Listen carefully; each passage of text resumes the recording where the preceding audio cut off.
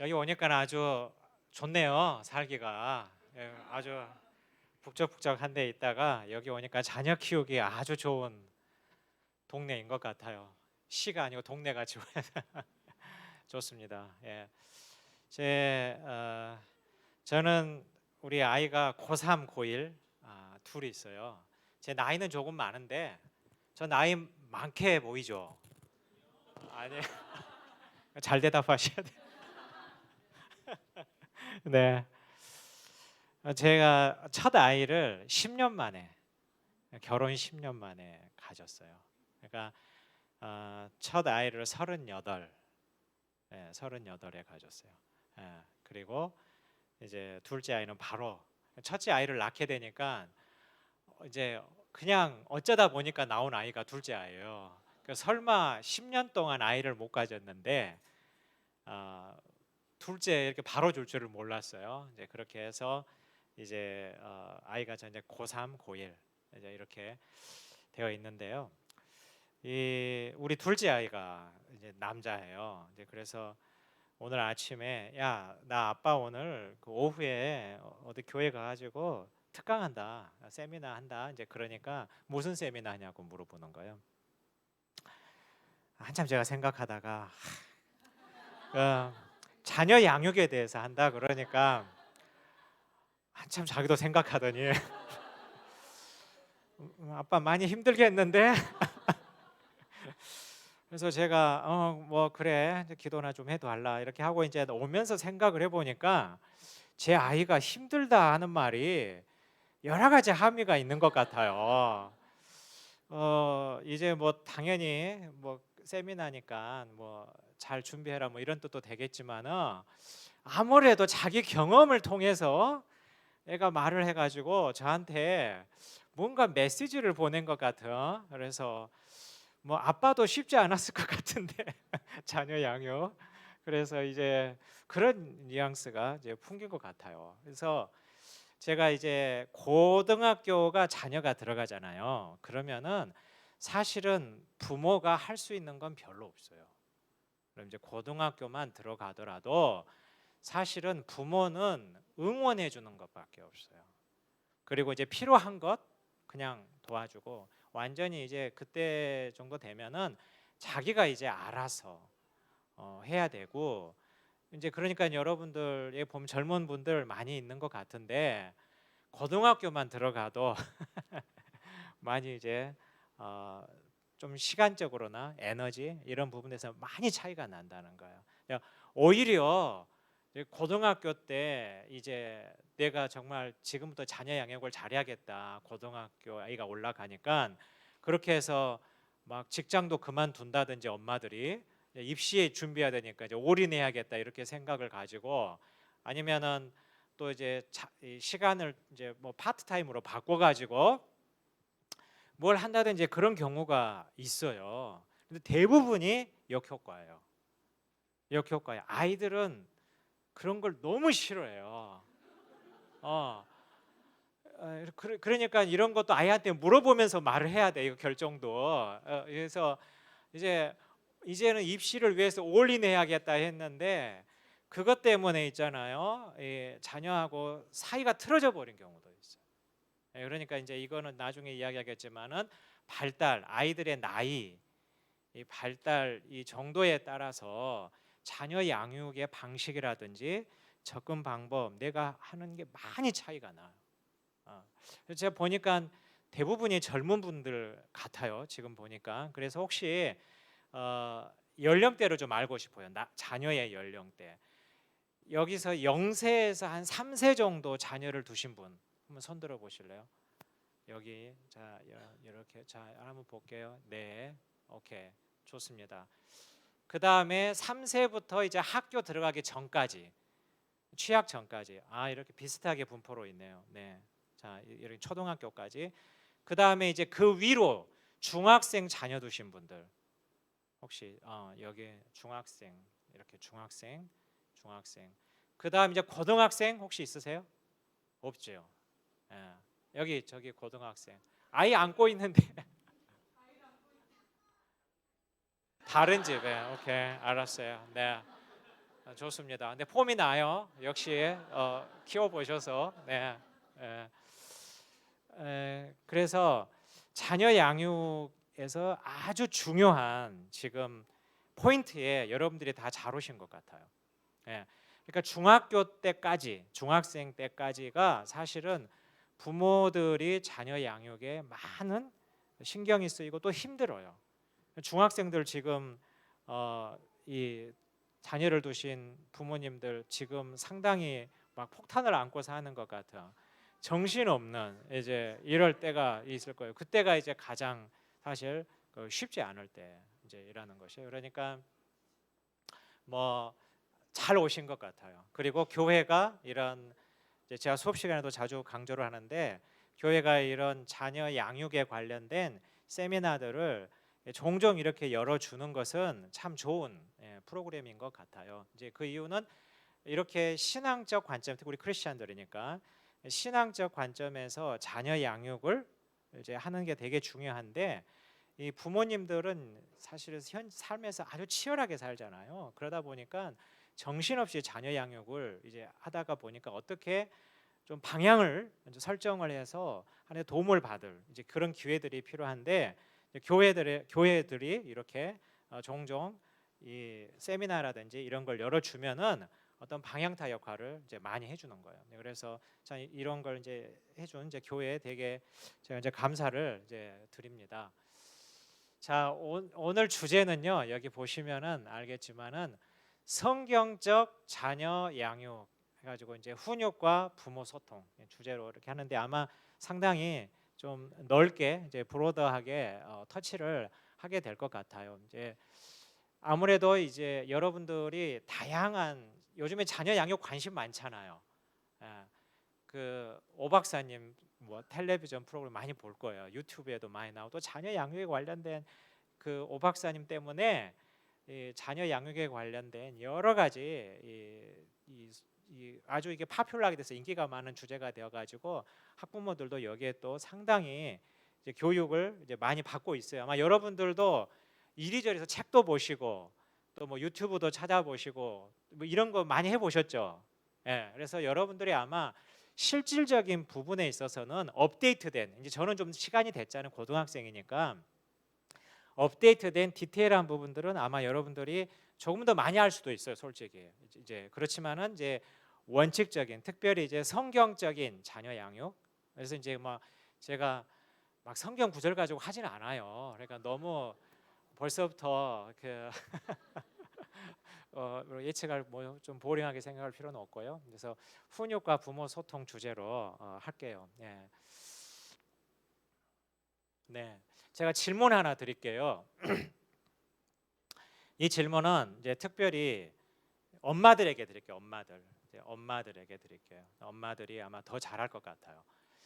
여기 질문에 보면은 우리나라에 닥친 가장 큰 위기는 뭐일까? 지금 우리나라에 닥친 현재 가장 큰 위기는 무엇인가? 엄마들이 한번 뭐예요? 엄마들 보시기에 출산율. 네, 맞아요. 정말 엄마들은 바로 이걸 맞출 수 있을 것 같아요. 네, 왜냐하면은 출산 그리고 결혼할 때 많은 생각을 했었을 거예요. 결혼한 후에도 출산에 대해서 이제 이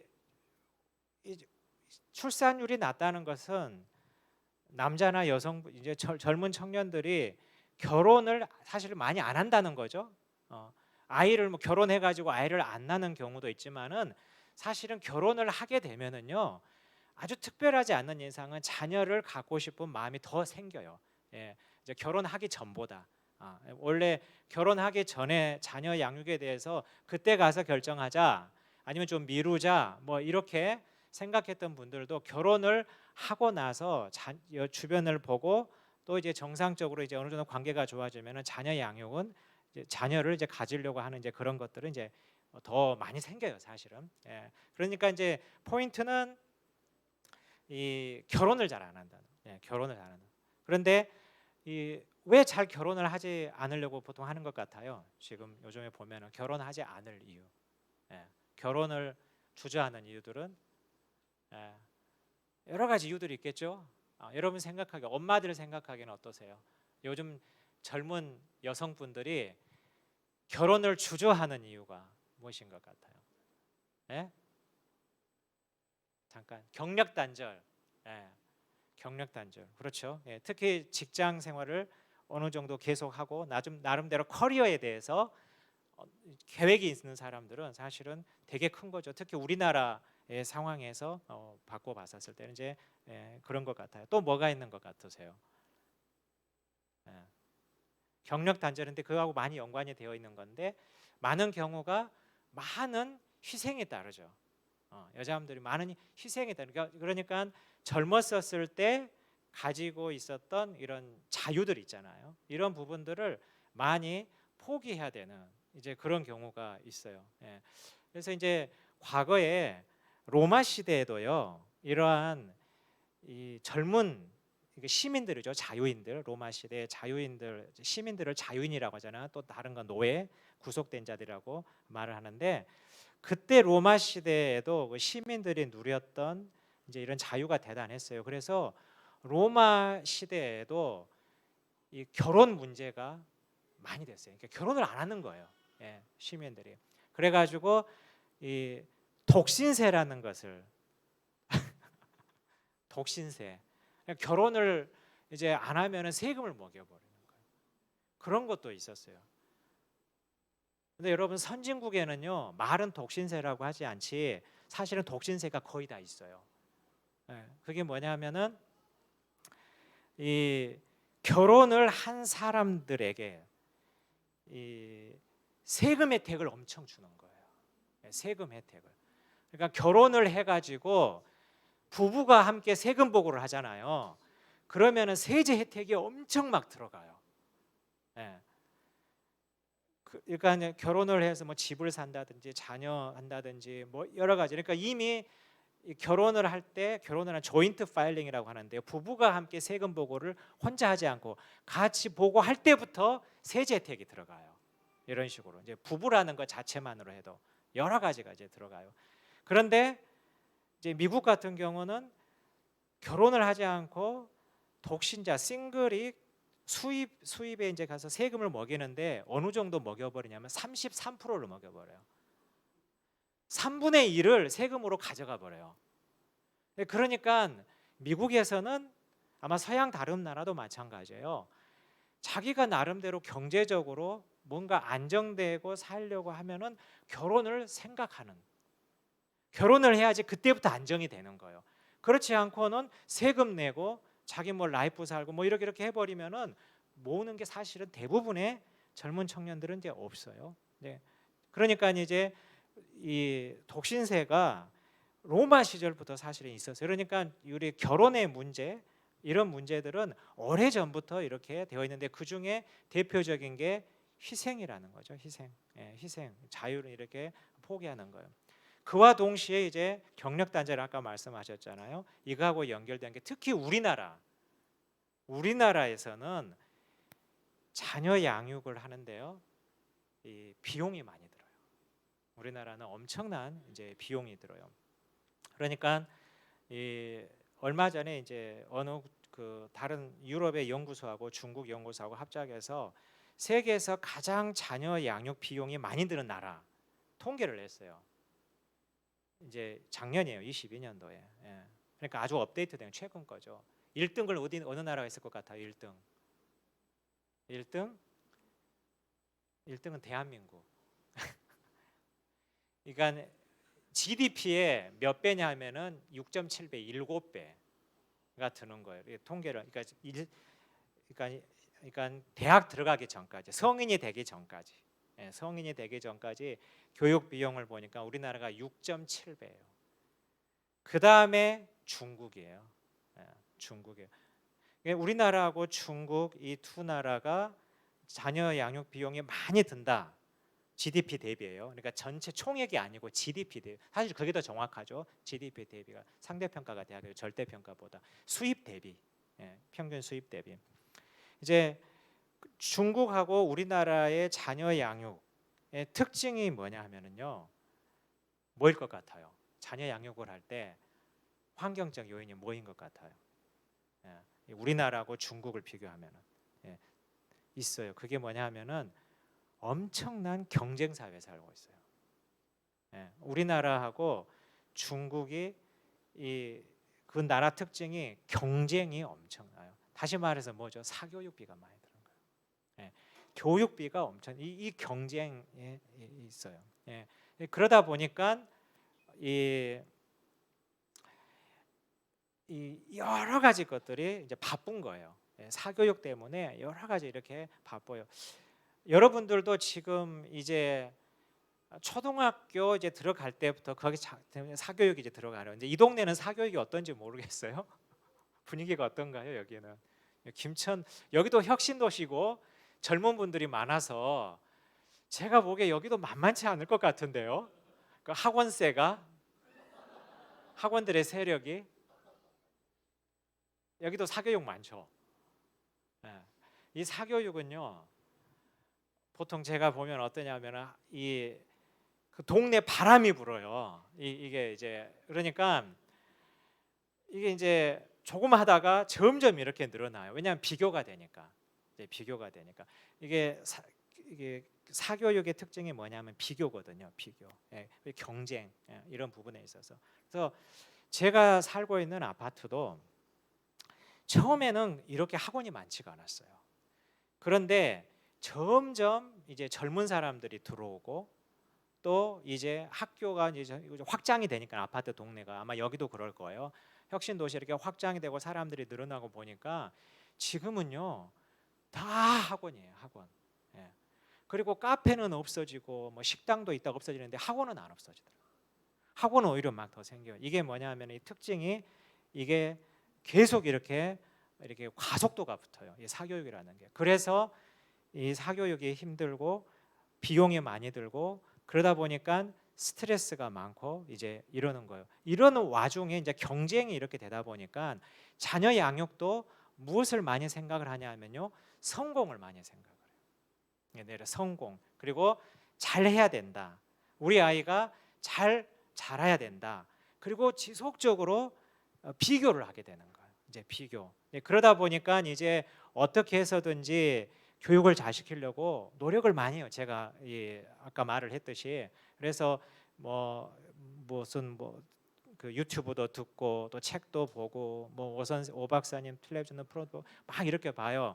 이제 그러다 보니까 여러 가지 여러분들이 지식은 많을 거예요. 네, 지식은 이렇게 들어서 이렇게 하면 되는가 보다. 이제 이런 경우가 있었을 거예요. 근데 여러분 오 박사님이 이제 가르쳐 줬어요.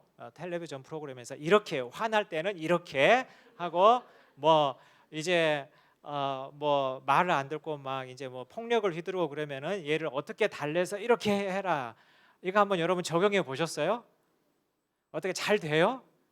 안 돼. 거의 다 잘 안 돼요.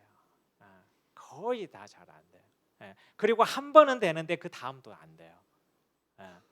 그러니까 이게 지금 이것도 사실은 이게 상업성이라든지 또 이제 경쟁 이런 게 붙어가지고 여러 가지 지금 방법론적인 것들이 많이 되고 있는데요. 사실은 대부분의 이런 그 방법이나 사례로 드는 것들은 뭐냐면 성공 사례예요. 대부분이다.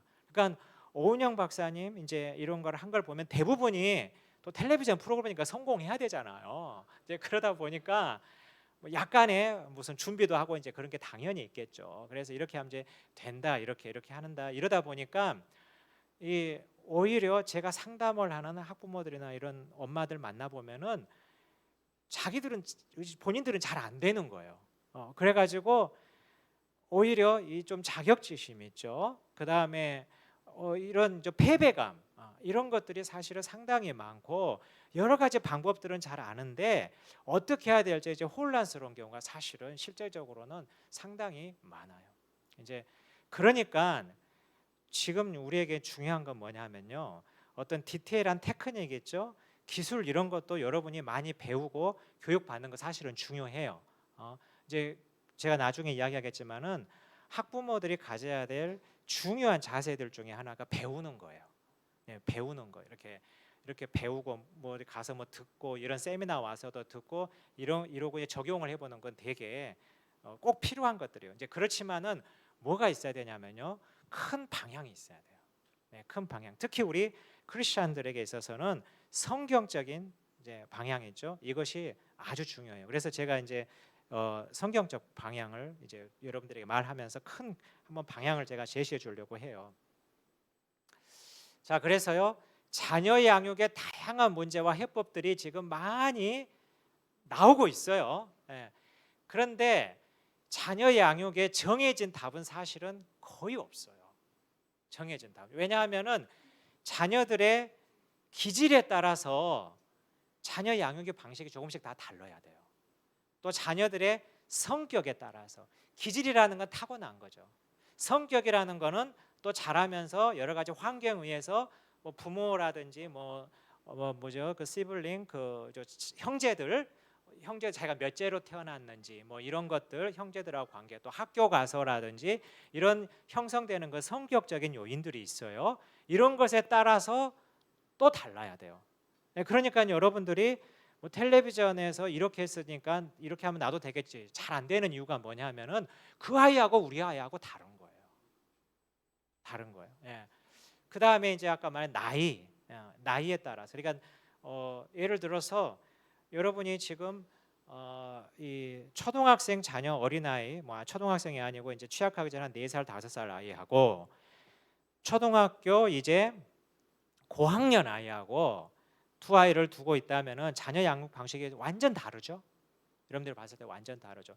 요즘엔 또 아이가 한 명 있는 자녀들 있잖아요. 이 가정들이 있잖아요. 이제 그러면은 부모들이 자녀들을 잘 보고 모니터링을 해야 되는 이유가 뭐냐면은 아이의 변화에 따라서 부모들도 그거를 캐치하고 딱 거기에 맞게끔 아이들의 훈육을 해야 되는데 대부분의 부모들이요 많이 놓쳐버려요. 왜냐하면 내가 지켜본 아이 있잖아요. 자라오는 아이를 어머니가 아버지가 제일 잘한다고 생각을 해서 어린 아이같이 그대로 대하는 거예요. 그러다가 한 1, 2년 아주 중요한 시절에 놓치고 실수하다가 나중에 이제 막 이렇게 바꿔서 뭐 이제 초등학교 들어가 가지고 좀 4학년, 좀 아이들이 이제 초등학교 4학년 정도 되면 이제 사춘기에 그게 좀 나타나거든요. 요즘 애들 좀 빠르니까. 이제 그랬을 때 이제 잘 맞춰줘야 되는데 좀 놓쳐가지고 이제 좀 갈등 생기고 이러다가 이제 좀 뒤늦게 따라가는 이제 이런 경우도 있어요. 그러니까 이제 나이, 또 환경, 여기 김천이라는 여기 동네 이런 것도 되게 중요해요. 이게 여러분 사교육 엄청 센데 동네 있잖아요. 여기는 완전히 바빠요. 동네가 뭐 학원 버스들이 그냥 막 쓸고 다니고 그냥 아파트 앞에 서고, 이제 그 학원가 앞에 가면은요 이 버스가 이 차들이요 한두 대가 아니에요. 10대, 20대까지 이렇게 쭉 그래 이렇게 밤에 있죠. 이런 데는 좀 살벌해요. 그런 동네는. 근데 여기는 그런 게 아니고 젊은 분들이 젊은 아이들 키우기에 좋은 이제 이런 환경인 것 같아요. 그래서 이런 환경 또 그 학군 이런 거 영향도 많이 받아요. 그리고 이제 부모가 맞벌이냐 아니냐, 이거 큰 차이 나죠. 이거 정말 큰 차이 나요. 자세히 들여다보면 사실은 큰 차이가 나지만은 또 자녀 양육 방식의 큰 틀에서는 큰 차이는 없지만은 그러나 현실은 너무나 빅 디퍼런스, 큰 차이가 나요.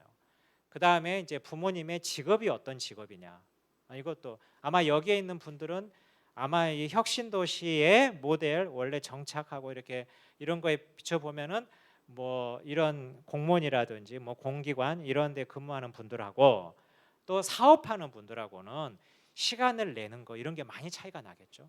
많이 차이가 나죠. 그리고 어머니의 직업하고도 사실은 많이 차이가 나요. 그런데 제가 이제 유튜브라든지 여러 다른 사례들을 보면은 그런 직업에서 오는 시간을 내가 어떻게 내는지, 노동의 강도 이런 것들하고 별 고려하지 않고 자기의 방식들을 많이 소개하더라고요. 이제 그런데 그거 제대로 사실은 적용하기는 사실은 쉽지가 않아요. 네, 이제 그런 차이들. 그 다음에 부모의 성향 및 역량하고도 영향을 많이 받아요. 자녀 양육.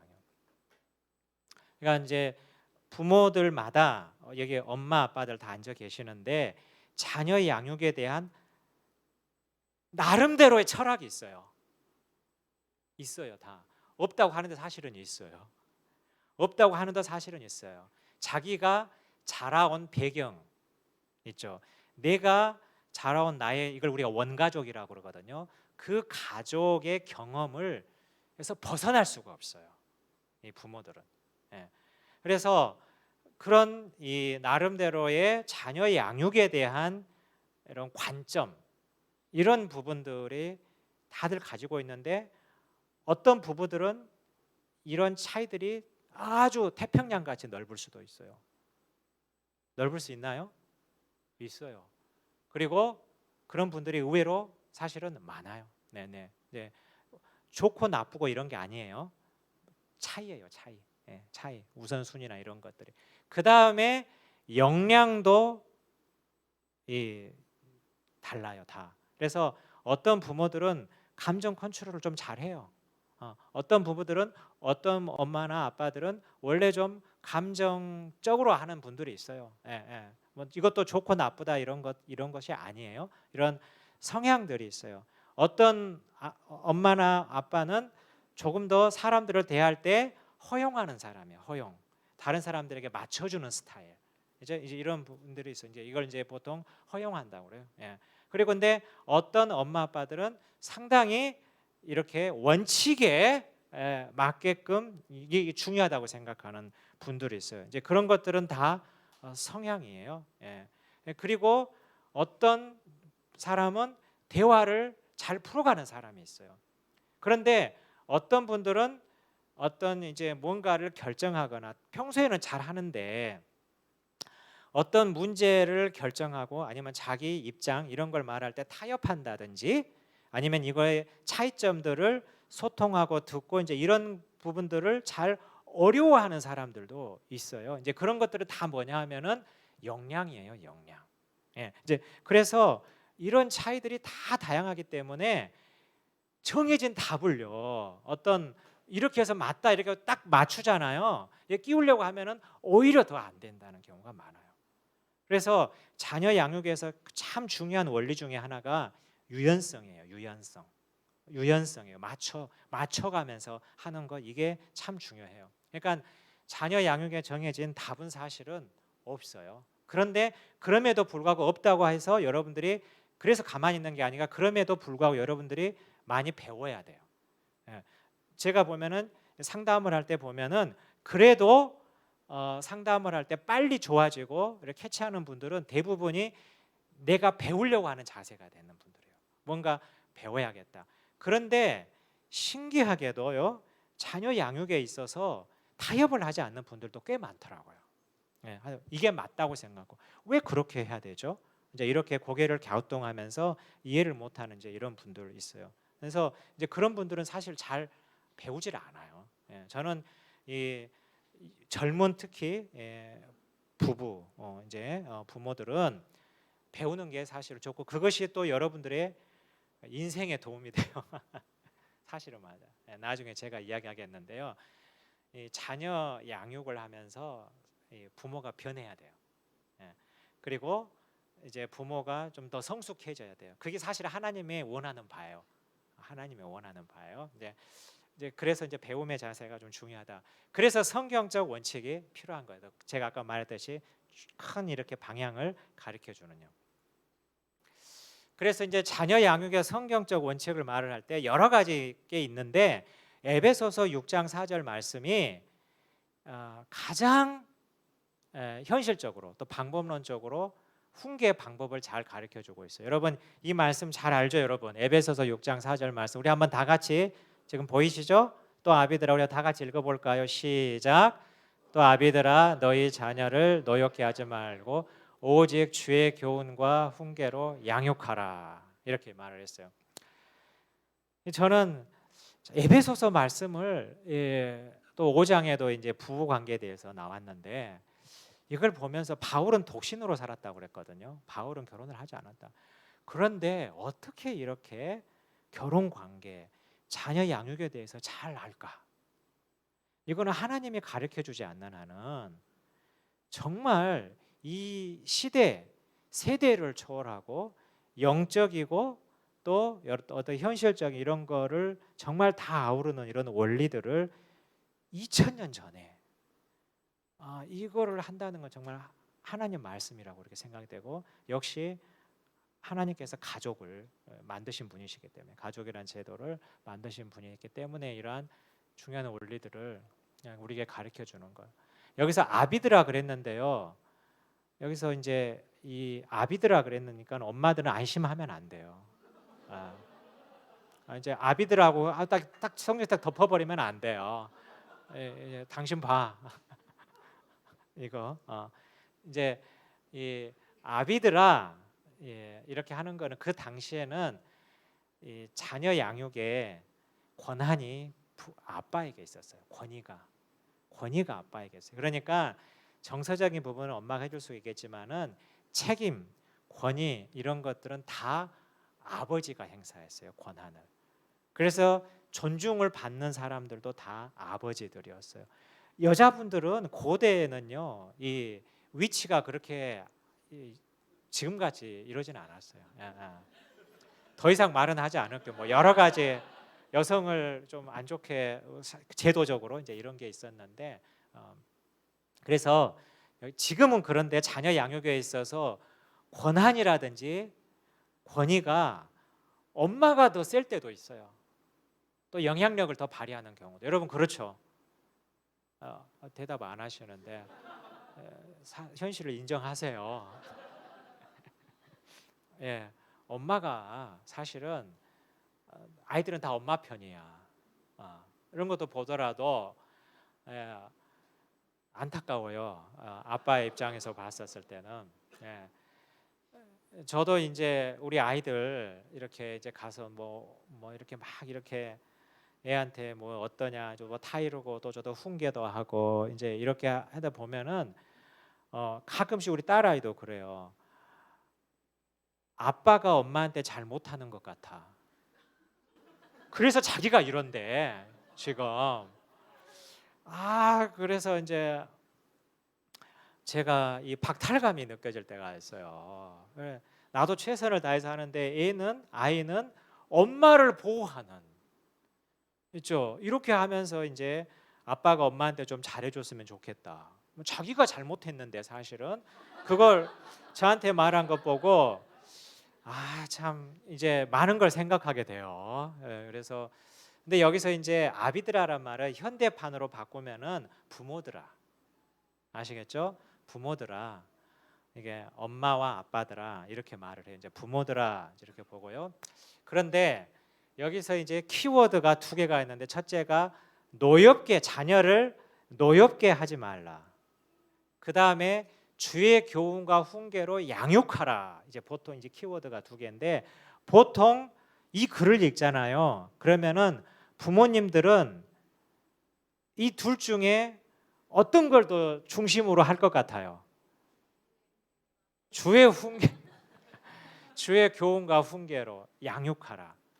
이거를 많이 키워드로 보고 어떻게 하면 내가 성경에서 말한 대로 성경에서 어떻게 이거를 아이들을 훈계하라고 그랬을까? 이제 이런 방법들을 찾으려고 해요. 그런데 사실은 성경에서 훈계에 대해서 많이 말하는 경우는 잠언서에 많이 나와요. 잠언서에서 많이 나와요. 네, 거기 보면은 이제 또 성경에서 징계 이런 이야기를 많이 나와요. 그런데 사실은 좀 문화적으로 이제 해석이 많이 돼야 돼요. 이제 예를 들어서 때리는 거 있죠, 체벌. 이런 것들은 이 체벌 문화가 가장 많이 되어 있는 것 중에 하나가 기독교 전통이 많아요. 그래서 중세 시대부터 최근에까지도 이 때리는 거, 체벌, 몸을 때리는 거, 체벌이 가장 많이 허용된 거에 어디였냐면은 기독교 가정, 교회 이런 게 사실 그 동안에 많았어요. 이제 그런 게 이제 성경 이런 것들도 종교적인 것들이 이제 많이 있어요. 그런데 이제 나중에 이제 이야기하겠지만 사실은 여기서 중요한 키워드는 뭐냐면은 이 주의 교훈과 훈계로 양육하라. 이것도 중요하지만은 노엽게 하지 말라는 거예요. 노엽게 하지 말라는. 노엽게 하지 않기 위해서 주의 훈계와 양육을 사용하라는 거예요. 자녀를 노엽게 하지 말라. 노엽게. 그래서 이 노엽게 하지 말라고 했었을 때 이제 프로보크라고 하잖아요. 그건 뭐냐 하면은 노엽게 하는 게 아니라 실제로 원어에 지금 이게 프로보크 이거 말은 지금 원어를 영어로 제가 바로 지금 원어적으로 보면은 뭐냐 하면은 화를 막 돋구지 말라는 거예요. 예. 화를 돋구지 말라는 거예요. 화를 너 화 이렇게 막 있잖아요. 말을 막 해가지고 화내게끔 하지 말라는 거야. 한마디로 말 조심하라는 거야. 부모들한테 말 조심해라. 너희들 행동 조심해라. 자녀들 안에 분이 이렇게 화가 나지 않도록 지금 이걸 경고하고 있어요. 그러지 않게 하기 위해서 너희가 하나님의 뜻이 뭔가를 잘 자녀들에게 뭔가를 좀 알아라는 거예요. 이게 그래서 이 자녀의 입장에서 느낌을 지금 말하고 자녀의 입장에서 지금 화를 내는 거 이거를 지금 말하는 거 자녀의 입장에서 지금 말하고 있는 자녀 양육에 있어서 그러니까 자녀 양육을 할 때 자녀의 입장, 자녀의 상태를 잘 볼 필요가 있다는 거예요. 그 다음에 이제 이거는 뭐냐 하면은 부모와 자녀의 건강한 관계를 강조하고 있어요. 화내게 하지 말라. 이 말은 뭐냐 하면은 관계적이에요. 관계적. 지금 그러니까 이 중요한 게 부모와 자녀 양육에서 중요한 게 뭐냐 하면은 부모와 자녀의 관계의 상태가 되게 중요하다는 거예요. 지금 여기에 초점을 맞추라는 거예요. 근데 우리는 보통 뭐에 초점을 맞추냐 하면은요. 오직 주의 교훈과 훈계로 양육하라니까 훈계로 그러니까 나쁜 행동을 어떻게 고칠까? 그렇죠. 이거를 어떻게 고칠까? 지금 애가 이렇게 반항을 하는데 나를 이렇게 무시하는데 어떻게 하면 성경 구절을 한번 사용을 해가지고 애한테 한번 탁 드러내가지고 꼼짝 못하게 잠언에 많거든요. 뭐 주의 훈계를 부모의 훈계를 뭐 듣는 자 뭐 성공하고 이런 게 잠언에 너무 많아요. 그래서 항상 그 구절을 찾아가지고 뭐 예배 때 이거를 이제 가정 예배 때 꼭 이 구절을 골라가지고 이제 애한테 탁 이제 놓으면서 하나님 말씀이니까 이렇게 생각을 보통 한다는 거예요. 그러니까 이건 뭐죠? 관계적으로 생각하지 않고 행동을 바꾸려고 하는 그렇게 하면 안 된다는 거예요. 행동을 바꾸려고 하는 게 아니고 관계적으로 이렇게 생각을 하라는 거예요. 그래서 이 부모와 자녀의 건강 관계를 강조했고 이 화하고 분노는요 상담에서 아주 중요한 그 감정이에요. 우리가 이게 상담을 할 때 많이 다루는 감정이에요. 화. 특히 화라는 거는 뭐하고 많이 연결되냐면은 마음의 상처하고 많이 연결돼서 마음의 상처. 여러분 마음의 상처를 받잖아요. 그러면은 이 가장 먼저 나타나는 반응이 뭐냐면은 화가 나요. 예를 들어서 누가 나에 대해서 험담을 했어. 나에 대해서. 그럼 상처받잖아. 마음의 상처. 그러면은 내가 화가 나잖아요. 이제 화가 나는 거예요. 이렇게. 또 나를 무시했어. 뭐 이런 모임에서나 이렇게 내가 마음의 상처를 받았잖아요. 어떤 말이 뭐 친구가 이렇게 그러면은 내 안에 화가 나잖아요. 화가.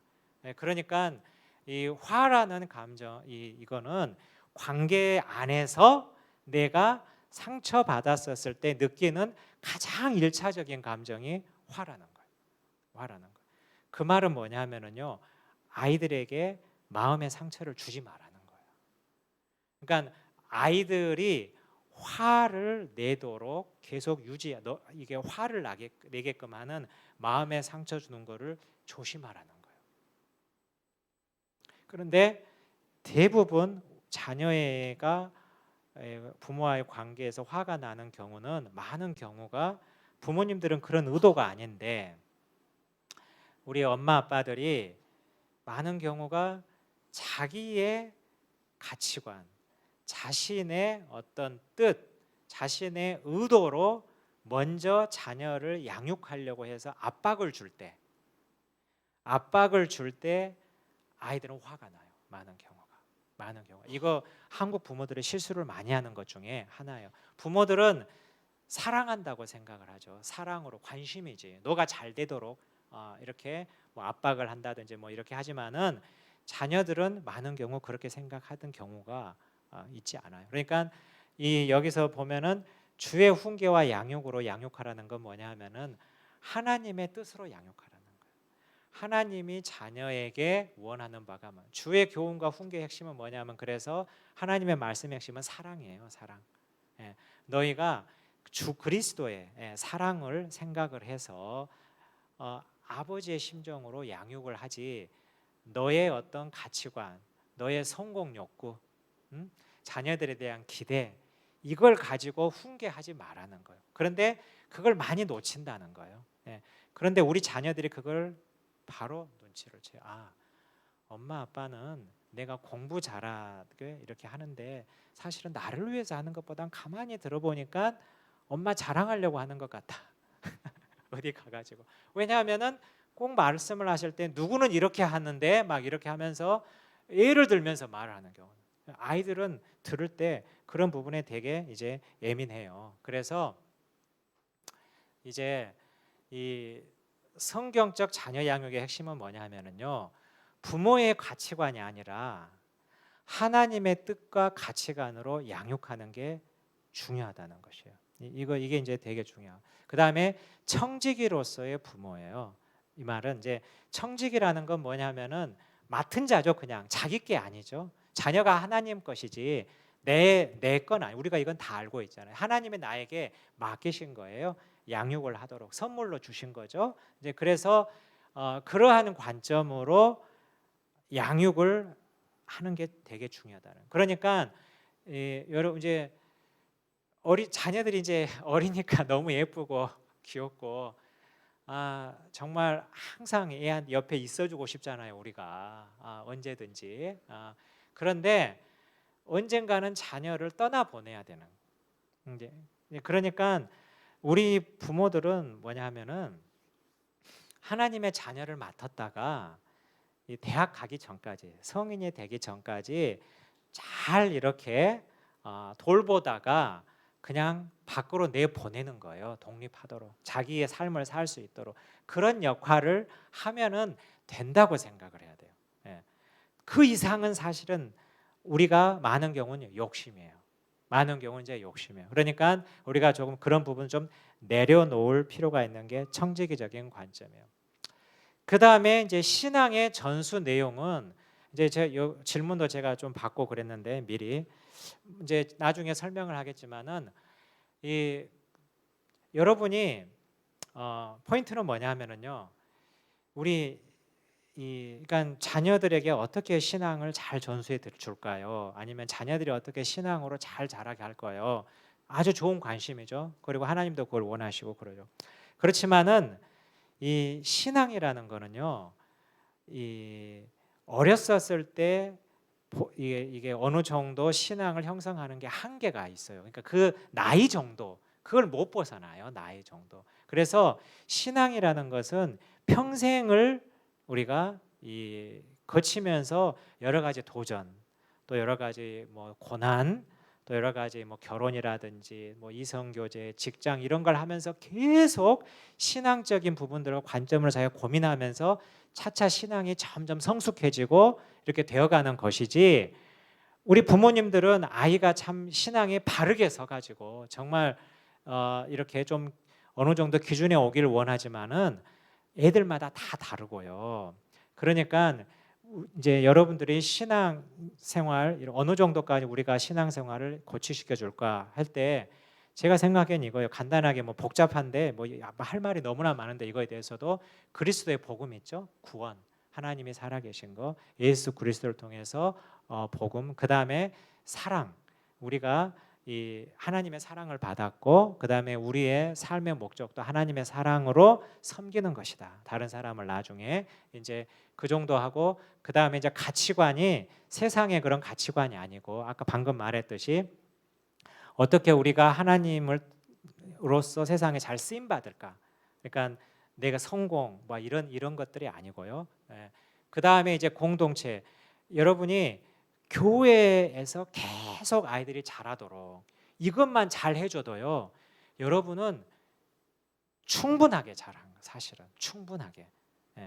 교회 그 대학 가기 전 대학은 이제 뭐 다른데 뭐 지역에 따라서 뭐 나라에 따라서 알아서 갈 거 아닙니까 아이들이 이제 그러기 전까지 교회 안에서 애가 머물면서 교회 생활을 즐겁게 잘할 수 있도록만 해가지고 신앙의 좋은 추억을 가질 수 있도록 여러분이 지원을 해주는 거 있죠. 이 정도만 해줘도 사실 여러분은 충분히 해준 거예요.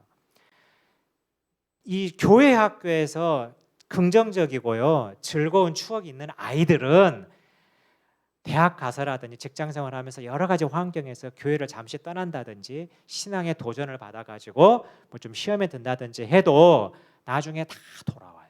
그 교회 어렸었을 때 자기가 들었던 말씀과 그 교회 생활의 그 아름다운 추억, 그렇죠? 이것이 기억에 계속 남아 있어요. 이거는 죽을 때까지 가요. 죽을 때까지 가요. 크리스천 연구들이 많아요. 치매에 걸린 크리스천들도 가장 오래까지 남아 있는 기억이 뭐냐면 교회 기억. 어렸었을 때 주일학교 교회 기억, 신앙 이거 있죠. 이것이 가장 오래 남아 있어요. 이것들이. 그러니까 여러분이 이 정도까지만 해 주시고 할 필요가 있고 아까 제가 말한 바른 품행을 위한 신앙. 그러니까 여러분들이 신앙생활을 얘가 잘 하면은 얘가 좀 정신 좀 차려가지고 좀 철도 좀 들고 이래가지고 좀 바뀌지 않을까. 이렇게 지금 보면은 막 힘이 좀 부족해 보이잖아요, 우리 아이들이. 그래가지고 얘가 이제 신앙에 좀 들어가가지고 이게 좀 이 마음에 좀 회심이 일어나가지고 얘가 좀 좋아지지 않을까. 그런 의도로 있잖아요. 그런 기대를 가지고 신앙적인 것들을 많이 이제 이야기하거든요. 그런데 아이들이 신앙이 사실 있는다고 해도 이것들이 자신들의 품행이라든지 좋은 습관하고 연결되는 건 또 다른 문제예요. 사실은 쉽지 않아요, 아이들이. 이제 그러니까 여러분들이 혹시 우리 아이가 좀 뭐가 좀 부족하고 이제 잘 안 되는 부분이 있잖아요. 이렇게 그래서 품행이 좀 뭐 다른 애들하고 비교했을 때 비교하면 절대 안 되는데 제가 나중에 이야기할게요. 그러는데 이제 뭐 이렇게 해가지고 좀 부족한다 할지라도요. 이 교회 안에서 잘 머물고 여러분이 그 정도 관심을 가져주고 이렇게 하면은 되고요. 이 그런 바른 품행을 위한 그런 신앙 이런 부분들은 잘 연결이 안 되니까 이렇게 우리가 쉽게 이렇게 생각하면 안 된다. 이렇게 제가 좀 말해주고 싶어요. 여러분 여기 여자분 이제 제가 하나 예를 들게요. 이분이 이름이 누구냐 하면은 R.O. 콘이라고 하는 분이에요. R.O. 콘. 그러니까 소설가예요. 미국의 소설가. 여기 미국의 소설가고 이분이 작년에 아마 작년에 나왔을 이 책 인센디어리스라는 이 책이 베스트셀러예요. 미국의 작년에 이제 베스트셀러 책이에요. 이 책이 베스트셀러가 되기 전에 이미 출판되기 전 1년 전부터 이 책이 언론에 막 나올 정도였어요.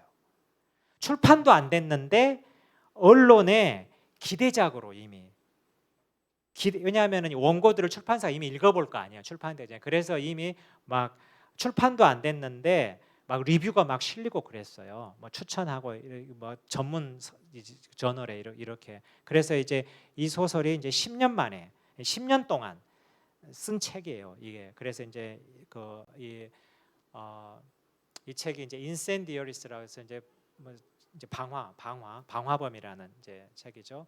근데 알로 콘 이 사람이 이제 그 한국에서 태어나가지고 미국에 이민 가가지고 이제 예일대를 졸업하고 예일대 경제학과를 졸업하고 소설가가 된 사람인데요. 원래 이 권옥경인데요. 권옥경이 이분이 원래 고등학교 가기 전까지 고등학교 때까지 꿈이 뭐였냐면 신학교로 예일대를 졸업하고 신학교 가서 사역자가 꿈이었어요. 전도자가 되는 게 전도자나 사역자. 그러니까 그리스도를 위해서 살려고 자기가 작정을 하고 그리스도를 위해서 자기가 죽겠다. 그 제자들이 말한 거 이렇게 생각을 할 정도였는데 예일대 가지고 공부하면서 뭔가가 사건이 있었는지 기독교 신앙을 버리게 됐어요. 버리게 됐어요. 그래서 이 책이 이제 이 책도 그렇고요. 이 권옥경 씨의 인터뷰라든지 글들이라든지 이걸 보면은 다 말하는 게 뭐냐, 슬픔이에요. 슬픔, sorrow, 슬픔이에요. 그 슬픔이 뭐냐면은 내가 신앙을 내가 왜 하나님을 믿지 못할까? 내가 왜, 그러니까 이거에 대한 엄청난 방황을 지금 하고 있어요. 이 사람이 상당히 오래됐어. 이렇게. 예. 그래서 이제 제가 이분의 인터뷰를 많이 읽고 유튜브도 많이 보고 제가 책 글도 많이 읽고 해서 이 사람의 슬픔은 계속 슬픔 이야기야. 슬픔. 이게 소설에도 나오고 다른 글에도 많이 나와요. 슬픔이. 그러니까 이 사람은 뭐예요? 지금 우울한 거예요. 우울증 환자예요. 사실은 제가 봤었을 때는 우울한데, 그리고 이제 그러니까 이 사람 가장 존경하는 소설가도 버지니아 울프예요. 우울증으로 다 자살한 여자 소설가잖아요. 예. 그러니까 제가 이분을 보면서 무슨 생각을 했냐면은요. 이게 신앙을 고등학교 때 거로 젊었을 때 신앙생활을 이렇게 하는 것이 또 중요하지만은 이게 대학교까지 연결이 되는 거고, 그리고 대학교에서 무슨 일이 일어나든지 신앙의 도전을 많이 받아요. 여러분, 애들이 대학을 가잖아요. 그러면은 거기에서 이 새로운 지식들과 그 교수들 막 이렇게 탁월한 지식인들 하다 보면 우리 신앙의 공격을 엄청 많이 받게 되고요. 여기에 대해서 이 상당히 고민을 많이 하게 되는 이제 이런 경우거든요. 그래서 그런데 여기에서 중요하게 작용하는 게 뭐냐면은요. 우리 아이들의 뭐냐면은 마음의 건강 상태예요. 마음의 건강 상태하고 많이 연결이 돼요. 그러니까 아이들이 마음이 건강하고 정서적으로 건강하고 안정되고 이러잖아요. 그러면은 이러한 이 신앙 안에서 도전이라든지 이런 것들을 잘 극복하는 경우가 많아요. 그런데 제가 그렇게 생각을 많이 했는데 이 권옥경 씨 안타까운 이 사례를 보면서 이분도 뭔가 지금 마음의 문제, 정서적인 슬픔 이거하고 신앙이 잘 안 되는 이 부분하고 뭔가 해결되지 않는 게 있구나. 제가 이런 생각을 많이 하게 됐어요. 그러니까 제가 봤을 때 이 권옥경 씨 이 사례하고 건강한 마음과 신앙이 많이 연결되어 있다는 걸 많이 느껴요. 제가 청소년 우울한 애들 상담 많이 하거든요. 부모. 이 아이들이요 우울한 이유 중에 하나가요 뭐냐 하면은 이 자기 안에서 자기가 믿었던 있죠. 자기가 신뢰했던 부모의 사랑이라든지 친구라든지 이러한 것들에 대한 회의가 일어날 때, 아니면 거기에 대한 의심이 생겨가지고 자기가 정말 사랑이라고 믿었던 것에 대한 것들이 진실이 아니라는 것을 자기가 어떻게 해서든지 느꼈었을 때 이들 안에 그 상실감이 엄청 커요. 이거하고 많이 연결되어 있고, 이러한 것들이 신앙에 대한 가르침 이런 것들이 거의 그 뒤로는 안 들어오더라고. 아이들이 한번 이제 그렇게 되어버리니까 부모들이 신앙 이런 이야기를 하더라고요. 그래서 아까 말했죠, 관계적인 거 있죠. 이거 부모와 자녀와의 관계에서 관계적인 거, 그다음에 분노, 정서적인 거, 이러한 부분이 되게 중요하다는 걸 여러분이 좀 생각을 할 필요가 있어요. 네. 그래서 성경적 자녀 양육의 핵심은 부모와 자녀의 좋은 관계 속에 형성되는 자녀의 건강한 마음이에요, 여러분. 그러니까 여러분들은 자녀 양육에서 많은 걸 해요. 뭐 사교육도 해도 좋고, 뭐 애들 위해서 뭐 여러 가지 뭐 배우고 이렇게 하는 것도 좋은데, 가장 중요한 것이 뭐냐? 나의 역할이. 그러면은 우리 아이가 건강한 마음을 갖도록 내가 지원해 주는 것이다. 그리고 그것은 어디서 생기냐면 부모와의 관계에서 생겨요. 다른 데서 안 생겨요. 부모와의 관계, 좋은 관계 있죠. 이런 관계만 유지만 해도 여러분들 우리 아이들은 건강하게 자라게 돼요. 건강하게. 그리고 자녀의 마음이 건강하면 이 불확실한 세상을 헤쳐나갈 수 있고 다양한 도전과 변화에 잘 적응하여 대응할 수가 있어요, 여러분. 요즘 시대는요, 이제는 저희가 있었던 시대하고 많이 다르고 여러분 시대하고 더 다르고, 우리 자녀들이 대학 이제 갔었을 때 그 시대는요 더 불확실해요. 그러니까 직장이나 이런 것들도 내가 대학에서 배운 걸 가지고 써먹을 수 있는 게 보통 10년? 그 뒤에는 내가 배워서 있잖아요. 적응을 해가지고 또 맞춰서 이렇게 해야 돼요.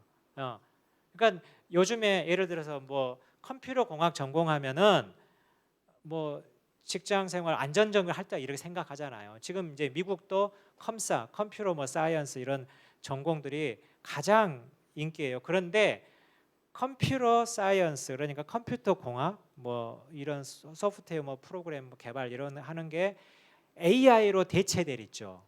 가장 우선 것 중에 하나예요. 기본 가장.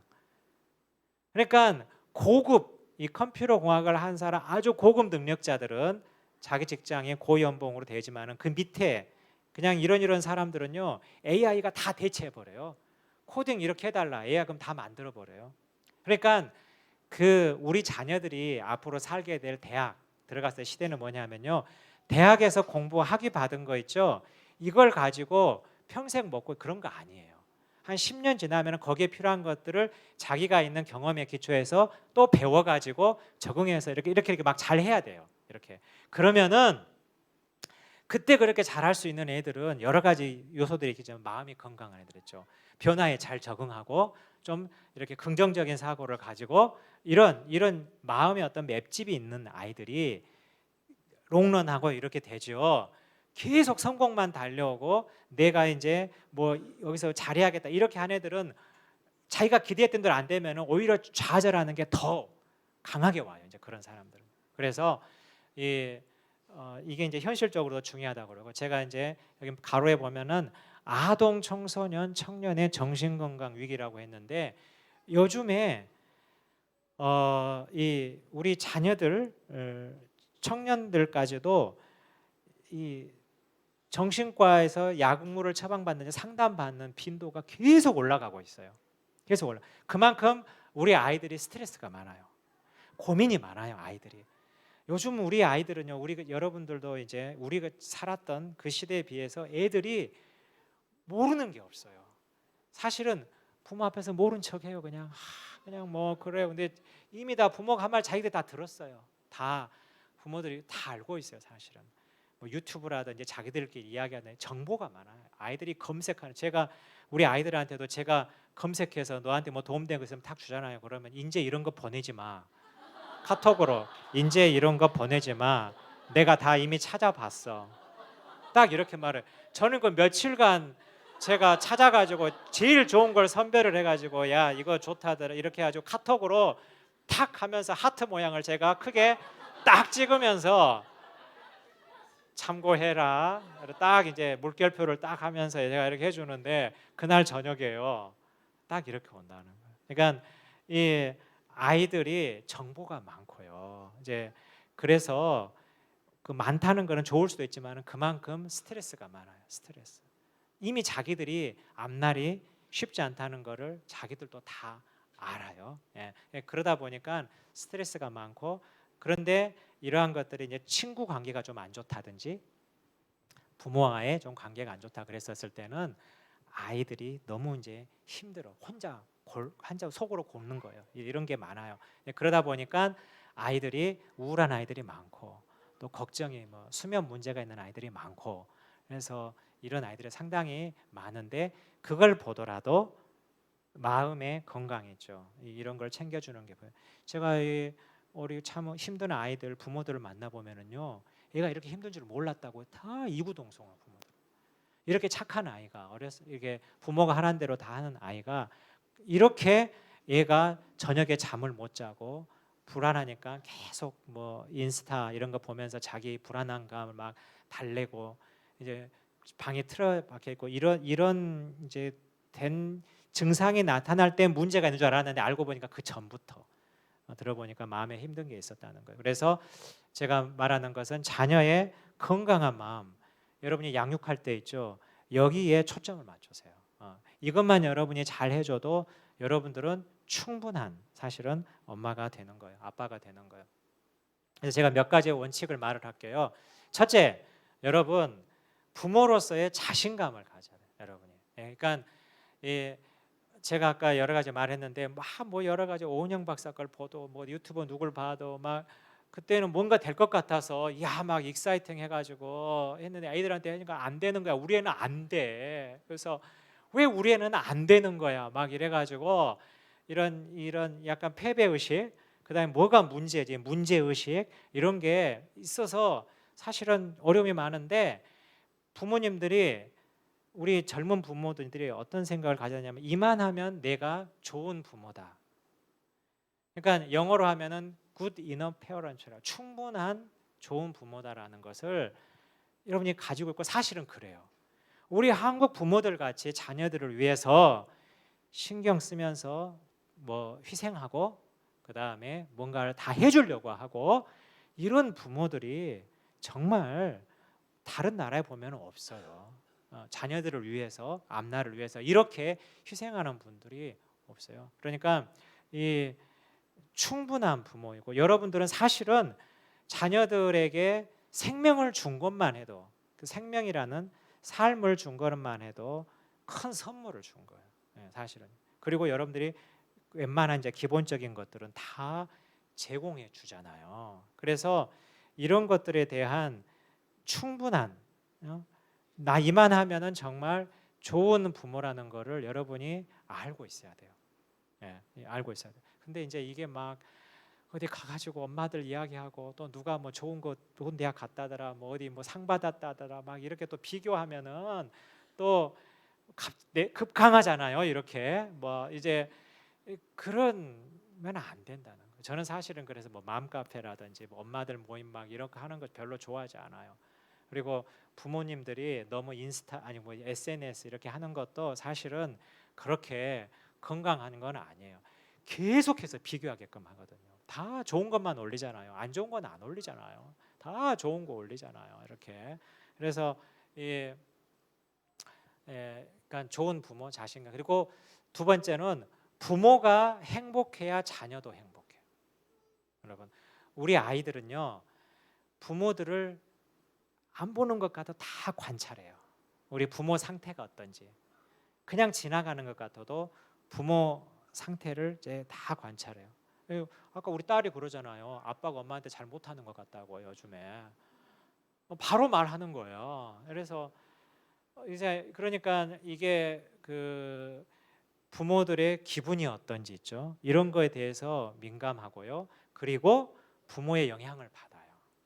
그러니까 엄마 아빠가 짜증을 내고 또 이렇게 좀 화가 나 있고 긴장이 되어 있으면은 그거를 아이들이 느끼고 영향을 받아요. 아이들이.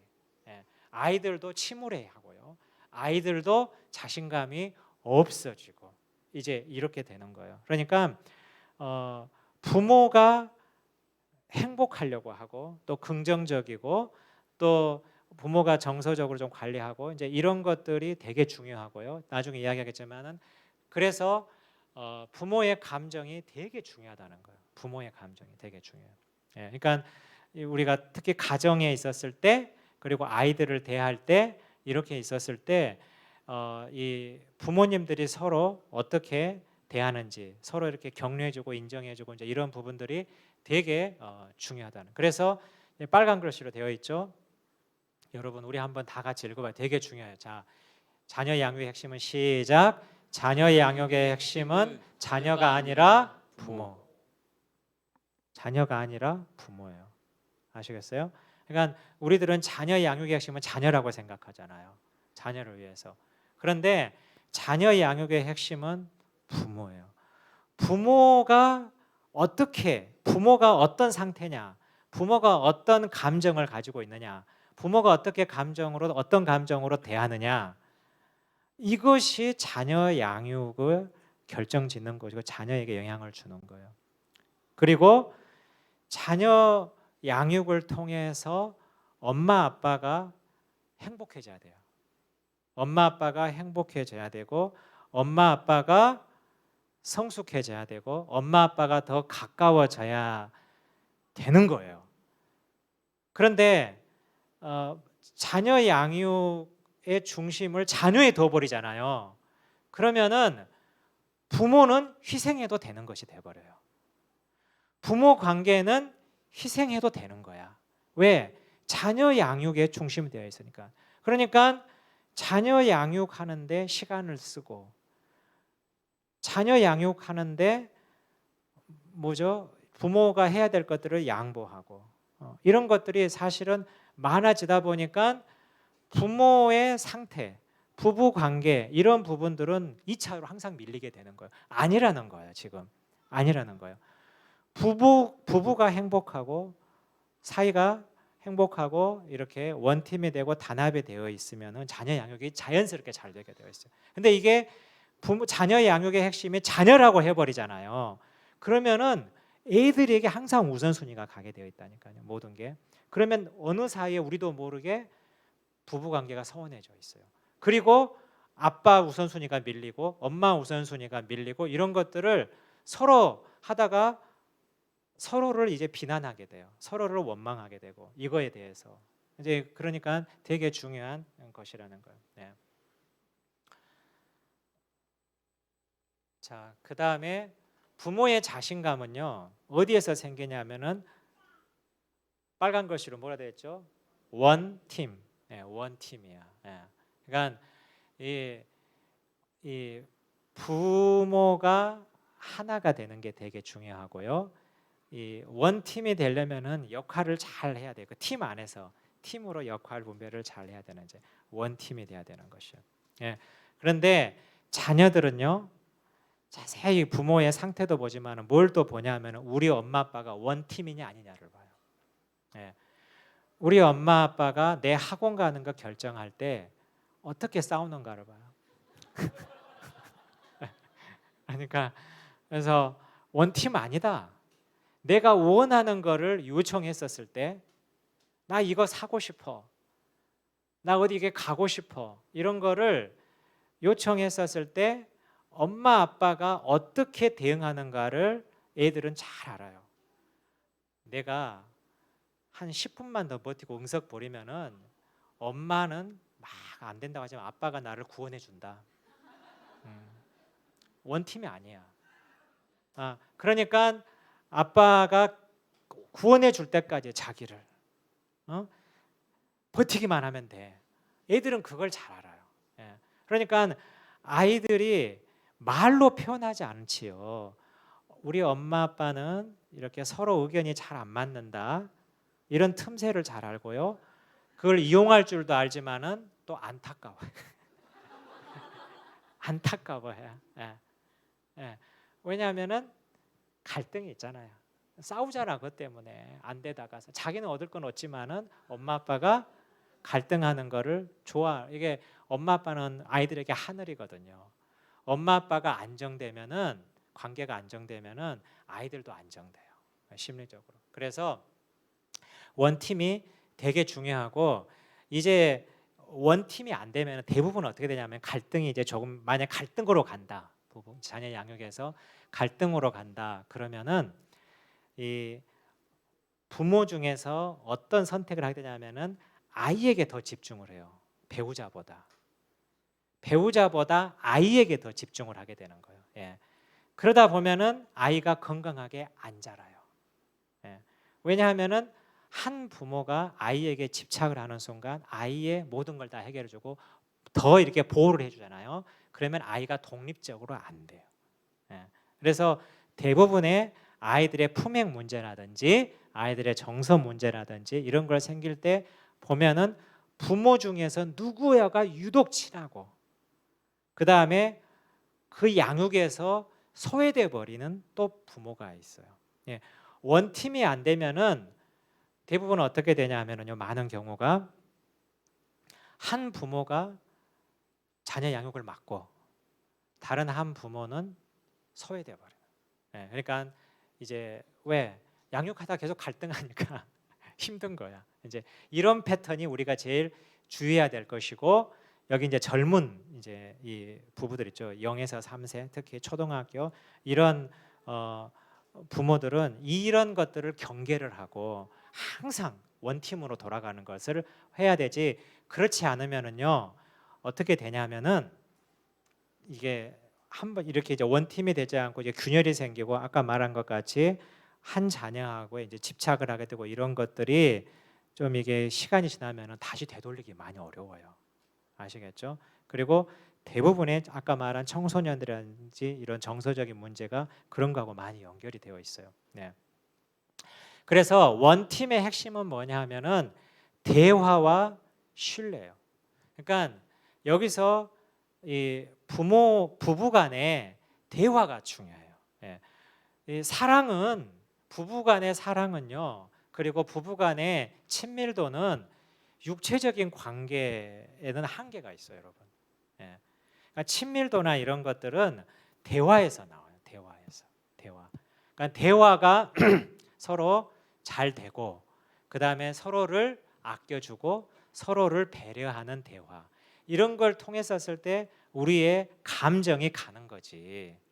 여러분 그렇죠? 그러니까 이 대화가 정말 중요해요. 그래서 저는 한번 여러분들에게 질문을 한번 해보고 싶어요. 무슨 그 결정을 할 때 무슨 좀 이제 의견 차이가 조금 있었을 때 대화가 잘 되는지, 그렇게 해서 이렇게 타협을 한다든지 아니면은 이렇게 뭐 한쪽에 양보를 한다든지 이런 것들이 어떻게 되는지 이거 되게 중요해요. 예. 그러니까 대화가 가능한지.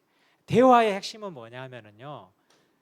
솔직하게 자기 의견을 말하고 그다음에 상대방의 의견도 듣고 그다음에 그 안에서 이제 타협을 하는 거예요. 그래서 여러분들이 좀 바쁘시더라도 자녀 뭐 여러 가지 여러분의 일도 바쁘고 또 이제 자녀 양육 뭐 시간이 많이 필요하잖아요. 뭐 역할 분담하면서 분주하고 그러다 할지라도 일주일에 한 번은 여러분 일주일에 한 번은 부부가 자녀 양육을 중심으로 해서 여러 가지 서로 팀하시는 시간 저녁에 아니면 그 밖에서든지 집에서든지 시간을 좀 내셔가지고 자녀 양육 여러 가지 이야기를 자녀 양육에 대해서 대화를 좀 해보셔야 돼요. 이거 되게 중요해요. 대화를 하지 않고 그 다음에 대화 속에서 짚고 넘어가지 않는 한은 다 어떻게 되냐면 이제 눈치로 살아요. 뭐 알아서 하겠지. 뭐 이제 잘 알겠지. 내가 뭐 이 정도 하면은 내 뜻을 알겠지. 이렇게 생각을 하고 이렇게 기대하고 이렇게 서로 그냥 무언의 어떤 있잖아요. 이렇게 되는 것까지. 근데 나중에 되는 게 아니고 알고 보니까 다 속으로 지금 끙끙 벼르고 있어. 보면은 야 정말 이게 내 의견이 많이 무시되고 있고 이 정도 했으면 알아차려야지 왜 그렇게 못 알을까 막 이런 식으로 되는 경우가 많아요. 예, 그러니까 이 대화가 되게 중요하다는 거. 이제 대화하면서 이제 역할 분담, 그죠? 어떤 자녀 양육을 하면서 특히 맞벌이 되게 중요하죠. 맞벌이 뭐 물론 이제 그 아내분이 전업으로 이제 집에 계신 분들도 역할 분담이 되게 중요하지만 부부간에 하여튼 역할 분담 어떤 역할을 하는지 민주적으로 진짜 민주적으로 중요해요. 그러니까 가정이 잘 되려면 민주주의가 확립이 돼야 돼. 독재는 절대 안 되고 민주주의가 뿌리가 내려야지 가정이 공평하게 가정에서 건강한 가정에서 중요한 원리 중에 하나가 공평함이에요. 정의가 살아 있어야 돼. 공평함으로. 그렇지 않고는 한 사람이 계속 양보를 하게 되고 그렇죠? 한 사람이 계속 손해를 보게 되면 오래 가요. 오래 가게 되면은 이제 문제가 생겨요. 오래 가지 않아요. 그러니까 이제 부모님들이 자녀 양육을 하면서 우리가 배우는 것 중에 뭐냐 하면은 공평하게 내가 잘 알지 못했던 부분인데 그것을 이제 알고 대화를 통해서 알고 상대방을 배려하는 거, 그 다음에 내가 나의 어떤 입장을 양보하는 거 이런 것들을 배우면서 성장하게 돼요. 이제 그런 게 사실은 민주주의예요. 어떻게 보면. 그 다음에 규칙과 훈육의 일관성, 이죠? 이런 부분도 대화를 통해서 하게 되는. 그러니까 예를 들어서 이런 거야. 우리 이제 우리 아들이 또 어디 뭐 몰에 가는데 아니면은 뭐 쇼핑센터에 가는데 분명히 가면은 또 이거 사달라고 거기서 막 응석 부릴 거다. 그러면은 그때 우리가 어떻게 대응하는지, 있죠? 이런 것들도 생각을 좀 해놔야 돼요. 그러니까 그렇지 않으면은요 또 의견이 이제 충돌하고 얘기하고 뭐 사줘라 뭐 이 정도 왜 못 사주냐 안 사주냐 뭐 한쪽에선 그러고 뭐 너무 인색하게 살지 말자 막 한 사람을 또 막 좀 비난하고 이제 뭐 자기는 뭔가 이렇게 큰 뭐 아량이 있는 것 같이 이제 그렇게 하고 이제 이렇게 되는 거예요. 그리고 이제 그러면 또 우리 아들은 딱 보면서 이게 알거든요. 어떻게 하면은 자기가 얻을 수 있는지를 알거든요. 그래서 보면은 막 이게 이제 심한 애들은 막 자해도 하잖아요. 막 떼굴떼굴 구르고 벽에 부딪히고 막 이렇게 그게 다 뭐예요? 아는 거예요. 내가 이렇게 하면 다 완전히 다 이게 다 엎드려지게 되어 있어. 이렇게 하면 아는 거예요, 아이들이. 그러니까 그런 것들은 왜 그렇게 된 거죠? 원팀이 안 되어 있어 가지고 아이가 어떻게 하면은 내가 원하는 것을 얻을까를 잘 아는 거예요. 네, 그러한 것들을 대화를 통해서 있죠. 생각을 하고 시나리오를 우린 이렇게 하자. 우린 이렇게 하자. 원칙을 딱 정하고 일관성 있게 밀어붙여야 돼. 이제 딱 원칙을 정하면은 우리 이렇게 밀어붙이자. 이게 일관성이 대화를 통해서 확립이 돼요. 그렇지 않으면은 다 그때 맞춰서 하니까 이렇다 저랬다 이렇게 되는 거예요. 그러니까 일관성, 자녀 양육에서 중요한 게 일관성 여러분 잘 아시죠? 네, 꾸준히 하는 이런 것들도 대화를 통해서 먼저 이것을 확립을 해야 된다는 것이죠. 네, 예를 들면 삼각관계는 아까 말을 했어요. 원팀이 되지 않으면은 부부 중에서 한 사람이 어떤 자녀하고 밀착하게 되는 그걸 우리가 이제 상담에서는 삼각관계를 하고 이제 이게 좀 안 좋아지면은 이제 아이에게서 품행 문제가 발생한다 이제 이렇게 보는 거예요. 이제 그래서 이제 그런 거라든지 그 다음에 이제 자녀 양육 과정에서의 부모의 변화와 성장 이게 참 중요해요. 그러니까 하나님의 의도는 아까 말했듯이 배우면서 부모가 성장하는 것이죠. 그 다음에 자녀 양육 과정에서의 성취감과 신뢰요. 보세요. 어떤 우리 아이가 좀 이런 응석이라든지 이런 좀 문제가 있었어요. 그런데 우리가 대화를 통해서 어떤 원칙을 마련하고 그러한 것들이 이제 조금씩 효과를 낸다고 조금씩 이런 것들을 이제 보면은요 부부가 서로 간에 자신감이 생겨요. 그게 뭐냐면 우리는 무슨 어려움이 있으면은 대화를 해가지고 우리가 어떤 계획을 짜서 실행을 하면은 우리는 헤쳐나갈 수 있구나. 이것에 대한 자신감이 생기고 그리고 배우자에 대한 신뢰가 생겨요. 그런데 이게 되지 않고요. 무슨 중요한 일마다 결정을 못하고 부부가 싸워요. 갈등에 있어요. 예. 그리고 이러한 것들이 반복이 되면은요. 이제는 자신감이 떨어져요. 어떤 예기치 않은 일이 생긴다든지 가정에 어떤 위기가 생긴다든지 또 이런 게 생겼었을 때 우리가 대화해서 이거를 어떻게 잘 헤쳐나갈 수 있을까? 그러면 어떻게 되죠? 속 말을 하지 않고 아니면 자기가 혼자 조용히 처리한다든지 아니면 혼자 마음을 앓는다든지 이렇게 되는 경우가 많아요. 그래서 이게 상당히 자녀 양육에 있어서 보면은 어떤 부모는 자녀 양육을 하면서 부부는 더 사이가 좋아지면서 더 행복해지고 자신감이 생기고 이렇게 상승 곡선을 타는 그런 가정이 있는가 하면은 자녀가 태어난 축복을 누렸는데 점점 자녀 양육을 키우면서 부부가 힘들어지는 경우가 있어요. 예, 힘들어지고 얘가 클 때마다 생긴 여러 가지 위기가 있잖아요. 위기, 어려움이 있을 때마다 이게 잘 안 되니까 신뢰감, 성취감, 그리고 자신감이 이렇게 떨어지는 경우가 많아요. 그러니까 다시 제가 강조하는 건 뭐냐면은 자녀 양육의 핵심은 자녀가 아니고 부모라는 거예요. 부모라는 거예요. 그러니까 이 자녀 양육을 통해서 부부가 원팀이 되는 것들을 하면 할수록 이제 그 부부는 사이가 좋아지고 근데 신뢰가 생기고 이렇게 되는 거예요. 그리고 이게 여러분들 노후에 좋아요. 노후에 좋아요. 자녀들은 떠날 거잖아요. 그래서 이게 잘 안 돼가지고요. 자녀들은 이제 떠났어. 근데 사이가 안 좋은 부모가 남았어. 원팀이 안 되는 부모가 남았으니까 이제 이게 어떻게 이제 살아야 될지 무슨 계획을 이렇게 이거 해가지고 이게 그래서 또 따로 노는 있죠. 이렇게 이런 경우가 적지 않아요, 여러분. 왜 그럴까요? 자녀 양육을 초점을 자녀에다가 뒀어요. 그분들은 계속 자녀에다가 뒀어요.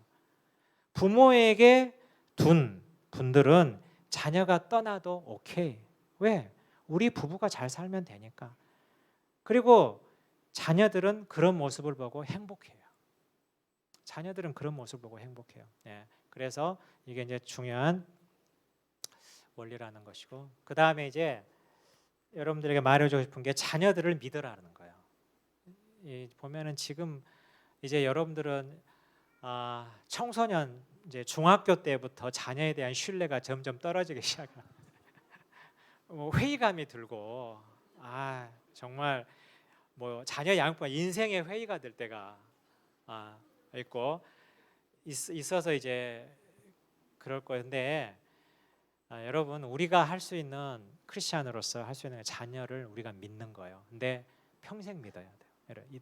그리고 여러분은 그렇게 딱 마음을 결심을 하세요. 나는 우리 아이를 믿는다. 예. 사랑을 받는 아이는 때가 되면 자기 자리를 다 찾아가요, 여러분. 시간이 좀 걸려요. 어떤 아이들은 좀 시간이 걸리고 좀 돌아가고 역량에 따라서 다 다른데 충분히 좋은 엄마 아빠 밑에서 자란 아이들은요 언젠가 다 자기 자리를 찾아가요. 예. 그래서 이 자녀의 잘못된 행동을 변화시키려 조급해하지 마세요. 그리고 불안해하지 마세요. 예. 불안해하지 마. 그러니까 우리가 부모가 불안해하잖아요. 그럼 아이들도 불안해. 아이들도 불안해. 예. 그러니까 부모가 탁 중심을 지키고 아이를 믿어주고 그 다음에 엄마 아빠가 흔들리지 않고 그냥 열심히 이렇게 살아가고 있는 모습을 보면 아이들도 안심이 돼요. 예, 그렇게 되거든요. 그러니까 그런데 그런 게 없이 그러면 이제 우리 아이가 잘못 자랄까봐 아주 고민이 되고 그래서 빨리 바꾸려고 하는. 그러니까 이런 경우는 어떤 경우냐 하면은 우리 아이들이 뭔가 문제를 일으킬 때 있잖아요. 뭐 학교에 가가지고 뭐 싸우고 온다든지 또 보면은 애들을 보면은 얘가 우리는 사랑하라고 가르치는데 아이들하고 친구 관계가 보면은 애가 좀 이기적인 게 보인다. 우리 아이가 이기적으로 보인다. 이렇게 한다든지 그 다음에 뭐 학교에서 무슨 잘못된 일을 저질러 가지고 불려간다든지 학교에 오라고 해서 저도 불려갔었어요 한번. 불려갔었어요 아이가. 예. 그래서 이제 그렇게 보면은 그 돌아올 때 그 비참함 이제 이런 것들이 다 경험하게 돼요. 중학교 때라든지 뭐 이렇게 때 되면은 이제 그럼에도 불구하고 여러분 좌절해가지고 아이들에 대한 신뢰가 떨어지면은 어떻게 되냐면은 아이들 이제 의심하게 돼요. 너 이렇게 했어? 확인하게 되고 막 이렇게 되는 거예요. 예, 그게 아이들이 싫어하고 상처받는 것 중에 하나거든요. 근데 이제 이런 그리고 이제 훈육은 확실히 하고 간단하게 하는 거죠. 여러분 훈육을 할 때는 항상 분명하게 해요. 그건 뭐냐 하면 잘못됐다는 것을 말을 해주고 그 다음에 이유를 설명해 줘야 돼요. 이유를 설명해 주고 이렇게 하고 그 다음에 다시 하나님께 딱 다짐을 받고 이거 되게 중요해요. 확실하게 하고 그 다음에 이유를 설명해 주고 다시는 이제 그러지 않다 이게 받고 이제 그러면은 그걸로 끝내야 돼요. 간단하게 하라는 거예요. 간단하게. 근데 이거를 이제 이유를 계속 설명해 준다든지 이제 반복해서 이제 이렇게 되면은 이 훈육의 효과가 떨어져 버려요. 아시겠죠? 그러니까 간단하게 그리고 일관된 훈육을 위해 노력을 하되 여유를 갖고 유연하게 해야 돼요. 그러니까 왜 빨리 안 변할까? 몇 번에 계속 문제를 일으키거든요. 그때는 우리가 참아주는 게 되게 중요해요. 그래서 사실은 자녀 양육에서 중요하게 우리가 배우는 것 중에 하나가 인내예요. 지금도 많이 참고 있죠? 더 좀 참으세요. 시간이 있어요. 네, 여러분 나중에 보면은 지금 힘들잖아요. 0세, 3세 뭐 그 전에 이 추억이 나중에 기억이 난다니까요. 여러분이 추억이. 제가 우리 아이들이 막 힘들고 말 안 들을 때 또 뭐 집안에 이제 예배할 때도 제가 분위기 안 좋아질 때 이렇게 있으면은요. 그 카톡에다가 어렸었을 때 우리 아이들하고 동영상 있죠. 뭐 같이 이런 거 올리면은 분위기가 정말 좋아져요. 애들이. 예. 그러니까 그 추억이 있죠. 예, 지금은 정말 빨리 지나갔으면 좋겠잖아요. 나중에는요 그 시절로 다시 돌아갑다. 그런 거 원할 때가 대부분 다 있어요. 저만 해도 이제 그때 정말 유학 시절에 애 키우면서 너무 힘들었는데 다시 돌아가고 싶다. 그 시절이 참 좋았다. 이런 생각이 들 때가 있거든요. 그래서 이 여유를 요즘 좀 가질 필요가 있고, 그 다음에 훈육의 말보다 긍정적인 말을 여러분 더 많이 해야 돼요. 아시겠죠? 긍정적인 말은 칭찬, 격려, 인정, 위로의 말을 계획적이고 창의적. 계획적으로 하란 말은 잘 안 돼. 안 돼. 왜냐하면 이 시기에 이 타이밍에 그 좋은 말을 격려해 주셔야 되고 놓치는 경우가 많거든요. 그때. 예. 제 아내도 그런 말을 해요. 이때 애가 이랬을 때 내가 좀 다른 말로 해가지고 했었으면 더 애가 좋아했었을 건데, 이런 경우가 있거든요. 근데 우리가 잘 안 되는 것은 대부분 있는데, 그러니 안 되는 분들은 연습을 해야 돼요. 혼자 연습을 해봐야 돼요. 애한테 칭찬하는 연습이라든지 이런 것들을. 그래서 부부 상담, 자녀 양육 상담할 때 연습을 막 시켜요. 이제 칭찬 말 이렇게 해가지고 한번 해보라고. 제가 아들이니까 한번 해보세요. 이제 이렇게 연습을 시켜요. 그러니까 이런 분들은 원래 잘 안 되는 분들이에요. 네, 이제 그런 분들이 있어요. 창의적으로 하란 말은 뭐냐면은 이 아이에게 맞춰서 좋아하는 말이 무엇일까? 이것들을 좀 생각을 해보라는 것이에요. 예, 이제 제가 이제 좀 많이 쓰는 것 중에 하나는, 우리 딸하고 아들이 엄마 아빠의 행복을 위해서 엄마 아빠가 즐겁고 한데 어떤 기여를 했는지, 제가 이런 말을 좀 이제 해요. 너가 이렇게 이제 어떻게 봉사 갔다 와서 이렇게 하는데 정말 잘했다 이렇게 말하는 게 아니고요. 그 모습을 보니까 엄마 아빠가 너무나 행복해서 고맙다. 그러니까 뭐죠? 아이가 자기가 좋은 일만 한 것뿐만 아니라 뭔가에 엄마 아빠를 위해서 자기가 뭔가 기여를 한 거예요. 역할을 한 거예요. 그러니까 뿌듯한 거야. 엄마 아빠를 위해서 이렇게 하는 거. 이제 이런 식으로 창의적으로 있죠. 좀 생각을 해보는 게 많이 이제 필요하다는 거예요. 근데 이제 우리가 훈육 생각하다 보면은 이제 조금 이따 이야기하겠지만은 뭐 잔소리 이런 걸 좀 많이 하게 돼요. 그런데 그런 것들은 가능하면 적게 하시고 긍정적인 말을 많이 해주세요, 여러분. 칭찬, 격려, 인정, 위로. 이거 되게 중요한 것이에요. 예. 이거는 억지로라도 해야 돼요. 여러분 목숨 걸고 해야 돼요, 진짜. 우리 애들은 이것을 통해서 건강한 마음이 자라는 거예요, 여러분. 정말 중요해요. 부부끼리도 이걸 점검을 해요. 서로 좀 우리가 서로 칭찬하고 격려하고 이렇게 하자. 그리고 부부가 대화할 때도요. 애들 험담 많이 할 필요 없어요, 여러분. 우리 애는 왜 이럴까? 저런 애는 왜 이럴? 이거 말하면 서로 다 우울해져. 그러니까 그런 말은 한 번 딱 언급하고 그 다음에는 아이들의 좋은 점 있죠, 장점들. 이것도 연습이 필요해요. 그러면 이제 여러분이 혹시나 뭐 엄마가 좀 속상해서, 아빠가 속상해서 좀 아이에 대해서 좀 안 된 말을 좀 한다 이렇게 해도 이제 우리 애를 위해서 좀 긍정적으로 생각하자, 이렇게 분위기 전환을 빨리 하는 게 좋아요. 여러분 서로 제 말 들었으니까 여러분 이제 그렇게 하세요. 안 그러면은 부모들도 자기도 모르게 부정적인 아이들이 안 되는 부분에 초점을 맞추거든요. 네. 네 번째는 잔소리는 하지 말아요. 잔소리가 뭐예요, 여러분? 애 훈육에서 아이들을 지적하는 거 있죠. 이런 것들을 반복해서 말한 걸 잔소리라고 그래요. 그런데 이 잔소리를 이제 많이 적지 않는 부모들이 당연하다고 생각해요. 당연하다고.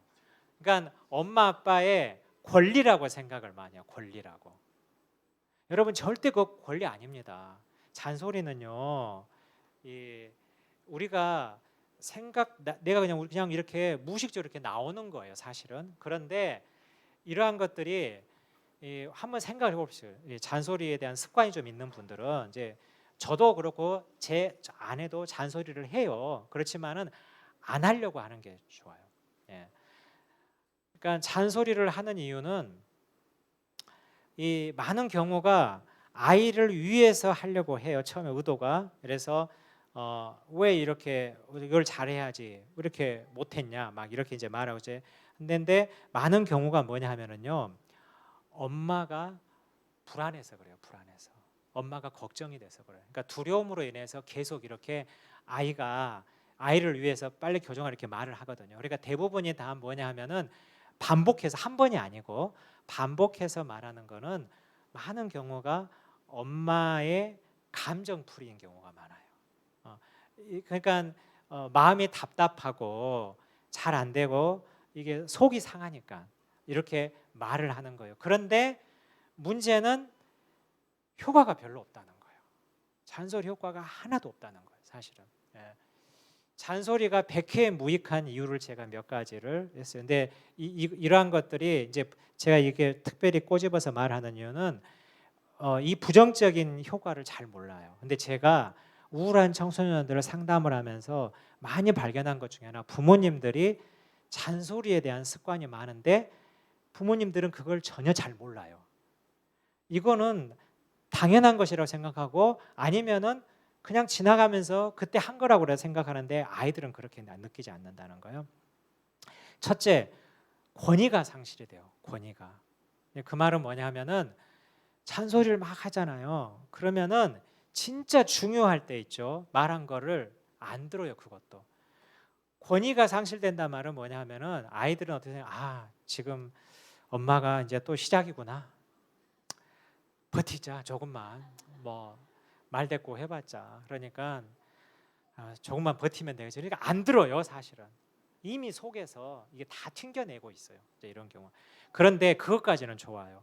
그런데요, 정말 필요한 말을 할 때 이 우리 아이들이 잘 안 들어요. 언제냐 하면은요, 청소년 고등학교 때라든지 뭐 이렇게 할 때 좋은 조언 해줄 때 있잖아요. 뭐 좋은 방향, 예를 들어서 뭐 전공이라든지 진로라든지 이런 것들 부모님들이 해줘야 될 말이 있어요. 상의를 할 때 그때 말할 때 안 들어요, 아이들이. 왜냐하면은 잔소리로 취급해 버려요.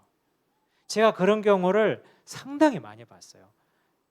그 다음에 사랑의 의심이 생겨요. 그러니까 아까 제가 말했듯이 잔소리를 이렇게 하면은 엄마 이제 좋은 말인데 들어보니까 나를 사랑해서 나를 위해서 하는 것 같지가 않아요. 이게 보면은 이제 그런 게 생기고 그 다음에 마음의 상처가 돼요. 점점 이렇게 하면서. 왜냐하면은 잔소리의 내용들은 대부분이 뭐냐면은 지시하는 거예요. 이렇게 해라.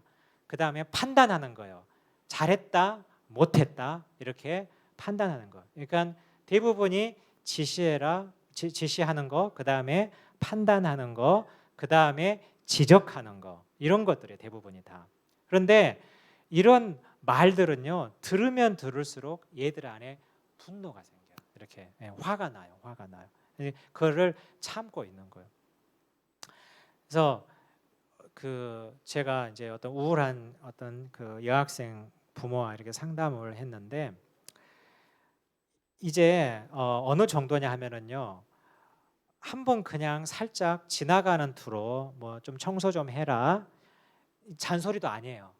제가 이제 주의를 많이 주고 그랬는데 근데 그런 말만 들어도 화가 나가지고 문을 탁 닫아버린대요. 그런 말만. 그러니까 좋은 말이잖아요. 이렇게 하라. 그 다음에 이제 뭐 어디 가야 될 시간이 몇 분 남았으니까 준비해라. 그러면요, 나 준비하려고 했어. 이제 말하지 마라. 그러니까 지시하는 거 이거를 너무 싫어하는 거예요. 그런데 사실은 건강한 관계에서는요 어떻게 해요? 알았어 그럴 거예요. 그죠? 이렇게 말하면 알았어, 이렇게 해야 이렇게 해요. 그런데 이미 마음의 상처가 있고 관계가 틀어져 있으면은 그렇게 그냥 지나가면서 하는 말들도요 절대 그렇게 안 들어요. 그러니까 뭐죠? 우리 아까 말했던 에베소서 6장 4절 말씀에 분노로 이렇게 하지 마라, 이렇게 말하. 그 다음에 이제 잔소리의 가장 큰 이제 좋지 않는 것 해 중에 하나가 뭐냐면요, 자녀와의 대화가 단절된 거예요. 한마디로 뭐냐면은 자녀가 마음의 문을 닫아버려요. 자녀가 여러분 자녀들의 가장 큰 공격은요, 문을 닫아버리는 거예요. 마음의 문을. 이거 부모들 미치게 해요. 이거. 그러니까 부모하고 대화를 안 해버려요. 예. 그런데 이거는 문을 닫아버리면요, 밖에서 못 열어요. 안에서 열어줘야 돼요. 이게 힘든 거예요. 부모가 아무리 노력해도 안 돼가지고 상담 받으러 오는 경우가 많거든요. 그래서 이 대화 단절, 이제 이런 부분들이 이제 되는 경우가 많고요.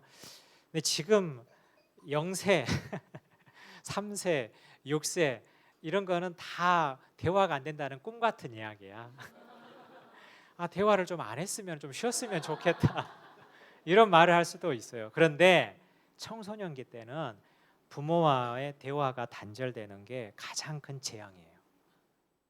그때 지도가 필요할 때, 부모의 도움이 필요할 때.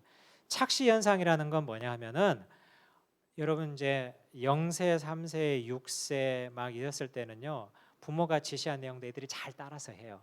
잘 따라서 해요, 그때는. 그래서 어떻게 생각하냐면은, 이렇게 지시하고 이렇게 하는 것이 좋은 거구나, 해야 되는 걸 몸에 익숙해져 있어요. 이렇게 애들이 잘 따라오니까. 그런데 이걸 가지고 청소년기 때 간 애들한테 똑같이 하는 거예요. 이렇게. 그때는 이제 이런 걸 줄여야 되거든요. 줄여야 돼요.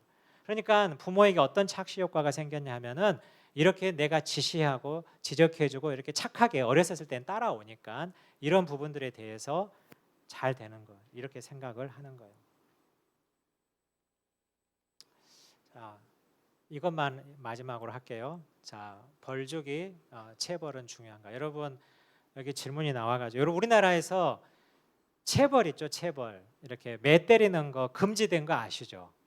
아시죠? 학교에서도 안 되고 집에서도 안 되죠? 네, 집에서도 안 되죠. 네, 미국도 그렇게 돼요. 네, 미국도. 우리나라는 그런데 관용적으로 집에서 체벌하는 걸 가지고 뭐 크게 학대가 아닌 이상은 관용하는 분위기가 좀 있나, 저는 요즘 세대는 어떠죠? 좀 가끔씩 뭐 손바닥 뭐 이런 거 분위기가 어때요? 안 되는 분위기? 체벌. 예. 애가 막 어떻게 좀 큰 사고 치고 와도요, 뭐 누굴 때리고 와도, 아니면 집에서 계속 큰 문제를 일으키고 막 이렇게 뭘 뭐 훔친다든지 막 이렇게 큰 문제가 있었을 때. 예. 근데 이 체벌은 이 법적으로 안 되니까 하지 않는 게 좋고, 벌 세우는 건 어때요? 벌 세우는 거는 허용이 됐나요? 민법으로도 안 돼요? 법으로 어째요? 벌 세우는 거는 예, 안 돼요. 신체적으로 그런 거라서. 학교에서는 안 돼요. 학교에서 벌 세워주는 건 안 돼요. 예, 그건 이제 인권의 문제이기 때문에 이제 이런 건 안 돼요. 그런데 집안에서는 벌 세워주는 것까지는 가정에 따라서 다른 거예요. 예를 들어서 이제 가정에 따라서 다른 것 같아요. 네. 가능하면은 이제 말로 훈계하는 게 이제 좋죠. 그다음에 여러분이 훈계할 때 감정적으로 하면 절대 안 돼요. 아시죠? 화내서 훈계하는 게 아니고 되는 건 하나도 없어요. 예, 화내서 훈계. 그러니까 애들을 훈계할 때 화가 난다, 그러면은 안 하는 게 나아요. 차라리 그냥 스탑하고 안 하는, 그냥 말만 하고 그냥 이렇게 오는 게 좋아요. 이렇게 좋아요. 네. 그리고 대부분이 화낸 거를 부모들도 후회해요. 그걸 알고 나중에. 네, 그렇죠? 이제 이런 부분. 그 다음에 행동 수정에만, 그러니까 말을 할 때, 훈계를 할 때 너는 왜 그러냐 이런 말 하면 안 되는 거죠. 예. 그러니까 아이에 대해서 말하는 게 아니고 이 행동에 대해서 말하는 거죠. 행동. 이게 잘못됐고 이렇게 해야 되지. 아이가 너는 왜 그 모양이니? 이제 이런 식으로 해가지고 아이 자체의 문제 이렇게 하면은 별로 좋은 게 아니에요. 근데 이게 습관적으로 나오는 경우가 있어요. 네. 왜? 그 전에 했던 걸 또 막 가지고 와가지고 막 이렇게 연결이 되니까 이제 이런 식으로 말하는. 예. 그 다음에 벌주기를 하더라도 30분 이내에 꼭 감정 해소를 해줘야 돼요. 이거 되게 중요한 거죠. 그러니까 사랑 표현을 해줘야 돼요. 이 정리가 잘 안 되면은 사실은 아이에게 계속 남는 이런 이제 경우가 되거든요. 네. 그 다음에 이거 하나만 좀 하고, 좀 시간이 좀 많이 가가지고 어, 자녀의 정신건강과 SNS 과다 사용. 근데 제가 보니까 여기에서 지금 대부분이 청소년이 아니고 중학생 아까 몇 분 있었잖아요. 이제 이분들에게는 좀 해당이 될 것 같아요. 이제 이게 그래서 근데 요즘 애들은 뭐 어렸을 때부터 스마트폰 사용하니까 그냥 교육적으로 한번 들어봐 주세요. 심각한 아동 청소년의 정신 건강 문제가 스마트폰하고 많이 연결되어 있어요. 아시겠죠? 예, 스마트폰하고 많이 연결. 특히 이제 아이들이 스트레스가 많으니까 이제 우울의 문제 같은 경우는 우울 문제와 우울의 공식은 뭐냐 하면은 분노예요. 첫째. 여기 우울의 공식은 뭐냐 하면은 분노 플러스 슬픔이에요. 분노 플러스 슬픔이에요. 그러니까 분노는 이 내가 마음의 상처를 받았었을 때야. 그러니까 아까 그랬죠. 그 에베소 6장 4절에 분하게 하지 말라라는 것이요. 슬픔은 뭐냐 하면은 내가 사랑하는 대상을 잃어버렸을 때 슬픔이 있어요. 내가 뭔가가 몰입했었던 것들이 사라지고 상실되었었을 때. 그러니까 이성 교제를 한다면은 남자친구 여자친구하고 깨어지잖아요, 관계가. 그러면은 슬프잖아요. 왜? 내가 사랑했던 대상이 사라져 버린 거죠. 예. 엄마 아빠를 정말로 사랑하고 존중을 했는데 엄마 아빠가 그렇게 비춰주지 않으면은 아이 마음에 상실이 돼요. 예. 그러니까 이 슬픔이 생겨요. 그러니까 많은 경우가 뭐냐, 제가 아까 그래서 잔소리 문제를 많이 했던 거 이유 중에 하나가 뭐냐면은 이 아이들이 부모의 사랑에 대해서 회의를 많이 갖게 되는 경우가 많아요. 우리 엄마 아빠는 나를 진심으로 사랑하지 않구나. 계속해서 이런 말을 하는 거 보니까 이제 이렇게요.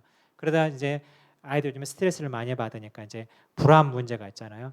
그러다 보니까 다양한 스트레스에 기대와 잔소리, 기대에 충족되지 못한 거, 부모님의 기대에 내가 충족되어 살지 못한다는 거. 요즘에 엄청 기대가 많죠. 투자를 많이 하니까 아이들에게.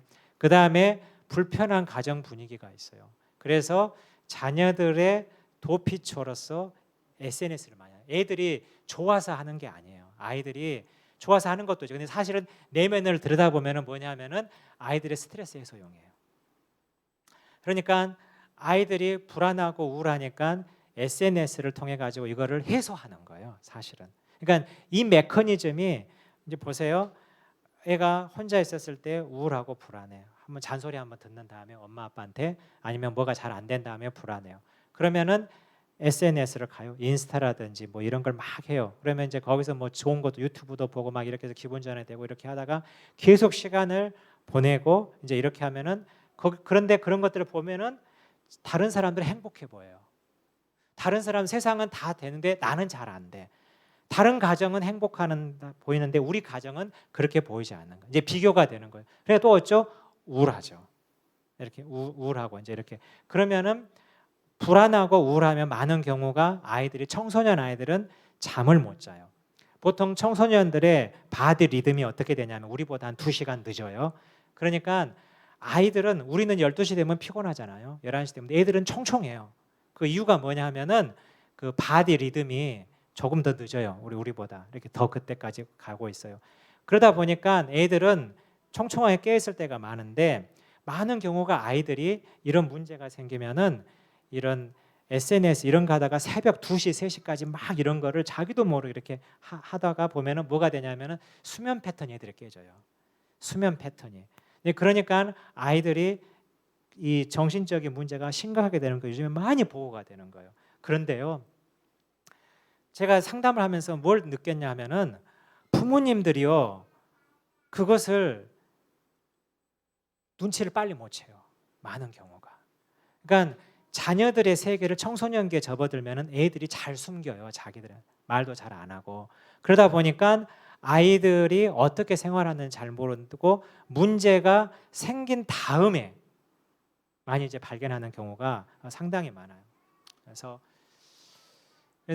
이제 자녀와의 소통 관계가 되게 중요하고요.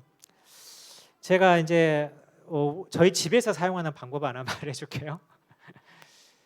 스마트폰 박스를 이제 저희 집은 놔둬요. 스마트폰 박스를. 그래가지고 집에 들어오거나 이렇게 하면 가능하면은 스마트폰을 그냥 거실에 있는 박스에 놓는 걸로 이렇게 하는 거예요. 자기가 가지고 있지 않고 그냥 박스에 놔둬요. 근데 가지고 있어도 돼요. 그걸 가지고 쟤들이 막 쫓아가면서 너 이제 여기다 놔 또 박스 가지고 다니면서 막 박스에다 넣어라 이런 말을 안 해요. 그냥 규칙으로 딱 그냥 스마트폰 박스라고 제가 딱 써놓고 여기다 가능하면은 넣으라는 거예요. 거기다가. 그래서 그냥 방에 들어가서 이렇게 사용해도 돼요. 그렇지만은 항상 우리 가정의 규칙은 뭐가 있냐면은 가능하면은 스마트폰은 박스 안으로 넣어놔야 된다. 이제 이런 게 있어요. 그래서 그러니까 혼자 이걸 가지고 계속 하지 말라는 것이죠. 이제 이런 게 있고 그 다음에 밤 12시 이후에는 저희 집은 와이파이 다 꺼버려요. 밤 12시 이후에는 와이파이를 다 꺼요. 그럼 데이터를 사용하잖아요. 그래서 와이파이 끈 다음에 스마트폰을 다 밖으로 박스에 넣기로 해요. 이렇게. 그런데요, 필요하면 또 쓸 수도 있어요. 저희들은 유연하게 해요. 그래서 예를 들어서 와이파이 이제 끈다 이렇게 좀 넘어서 이렇게 말을 하면은 엄마 나 뭐 좀 해야 돼. 좀 할 필요가 있어. 그러면은 사용하라고 놔둬요. 그런데 언제까지 끈다 이렇게 언제까지 필요해? 1시간 더 필요해? 그럼 1시간 더 하라고 그래요. 애들이 뭐 할 필요가 있어. 이제 뭐 공부라든지 워크 뭐 이런 거 할 때가 있어요. 그래서 이 밤 12시 이후 스마트폰 반응, 와이파이 차단 이런 것들을 매일 이렇게 해요. 이제 이런 게 그러니까 뭐냐 하면은 아이들에게 뭘 심어주냐 하면은 스마트폰을 몸에 딱 붙어 있게 애들이 가지고 다니잖아요. 몸에 붙어 그게 아니고 이거를 뗄 수 있는 분리될 수 있는 시간들을 가능하면 많이 갖게 하고 그 다음에 그런 것을 너희들이 할 수 있다. 스마트폰 없이 있는 시간이 있을 수 있다. 이런 것들을 계속해서 심어주는 거예요. 그런데 이걸 제가 말했죠. 가정의 규칙은 유연하게 사용하는 게 이제 많이 중요해요. 그 다음에 방문 잠금에 대한 규칙 이런 부분들도 제가 좀 말해주고 싶은데 이제 보통 아이들은 괜찮은데 중학교 좀 넘어가고 이제 그러면은 아이들이 방에 누가 들어오는 걸 싫어해요. 자기 방에. 그래서 이제 문을 다 닫아놓고 있어. 어떤 때는 막 문을 잠간 우리 아이들도 그래요. 근데 제가 이제 말하는 건 뭐냐면은 그거 좋은 거 아니다. 제가 분명히 말하고 방 문을 닫아놓는다 할지라도 살짝 걸쳐만 놔라. 예. 그러니까 근데 너가 또 개인적으로 뭐 하고 싶으면 문 잠궈도 돼. 그런데 항상 잠궈 놓지 말어. 이제 이런 식으로. 이제 이거는 뭐냐 하면은 이 부모하고 자녀가 이제 연결되어 있고 우리가 이제 딱 문을 잠가 놓고 있으면 뭔가 상징적으로 안 좋아요, 아이들에게. 그렇죠? 근데 나중에 여러분들이 이제 키우고 이제 뭐 중학교, 고등학교 막 이런 성향이 있어요. 자기 독립적인 거 이해는 돼요. 그러니까 부모들이 불쑥불쑥 들어가는 건 안 좋은 거예요. 저는 이제 집에 들어갈 때 항상 노크를 하고 들어가도 되냐 물어봐요. 예, 물어봐. 이렇게 문이 반쯤 이렇게 되어 있어서도 똑똑똑 하면서 이제 그러니까 우리도 나도 최소한 예의를 지키니까 너도 너 나름대로 막 문을 잠가 놓고 이런 거 하지 말라. 이제 이런 게 가정에서 좀 중요하다. 제가 이제 말하는 거예요. 예, 이건 넘어가고요. 자, 그래서 이 핵심은 뭐냐면은 정리하자면요. 자녀 양육의 핵심은 자녀가 아닌 부모라는 거. 그다음에 하나님의 청지기로서 자녀의 건강한 마음 형성 있죠. 이게 여러분들의 임무라는 거예요. 임무라는 거. 다 해도 좋아요. 뭐 사교육을 하셔도 좋고 뭐 다 해도 좋은데 우선순위를 여기다 딱 줘야 돼요. 그래야지 여러분이 너무 집착하지 않고 아이들이 조금 뭐 좀 시간이 걸려도 여러분이 조급해하지 않아요. 그래서 두려움을 내어놓고 하나님께 맡기는 거 이게 되게 중요하다는 것이에요. 예. 저는 제 이제 저랑 공부했던 미국 이제 제 목사님 친구들은 다 미국에 있어요. 저는 이제 한국에 나와서 사역을 하지만은 근데 소식을 들어보면은 뭐 대단해요. 이제 저는 이제 10년 걸려서 아이를 낳았으니까 제 친구 목사님들은 다 대학을 보내고 졸업하고 이제 이렇게 했는데 뭐 아이비리그 막 엄청 이렇게 뭐 그런 거 대단해요. 그런데 제가 우리 아이를 키우면서 느꼈던 건 뭐냐 하면은 다 그거는요 별 중요하지 않더라고요. 보니까 제일 중요한 거는 부모하고 관계라는 거예요. 그래서 제 주변에 좀 잘 나가는 분들 보면은 다 얘들 미국에 유학 보내가지고 했는데 보니까 다 태평양 이산 가족이야.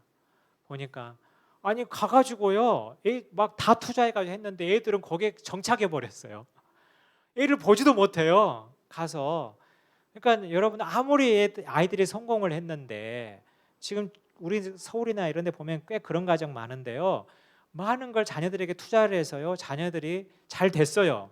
그런데 부모하고 관계가 약간 소원하고 아이들이 부모를 불편해하니까 점점 멀어지는 거예요, 이게. 그러니까 아이들이 부모를 막 찾아오고 좋아하고 이런 관계가 아닌 거예요. 잘난 애들 보니까. 그런 경우가 의외로 많은 거예요. 그러니까 정말 아이들이나 부모를 위해서도 노후를 위해서도 건강한 있죠. 이 하나님께 딱 맡기고 건강한 쪽으로 여러분 초점 맞추시길 바랍니다. 자, 이상 마칠게요. 네.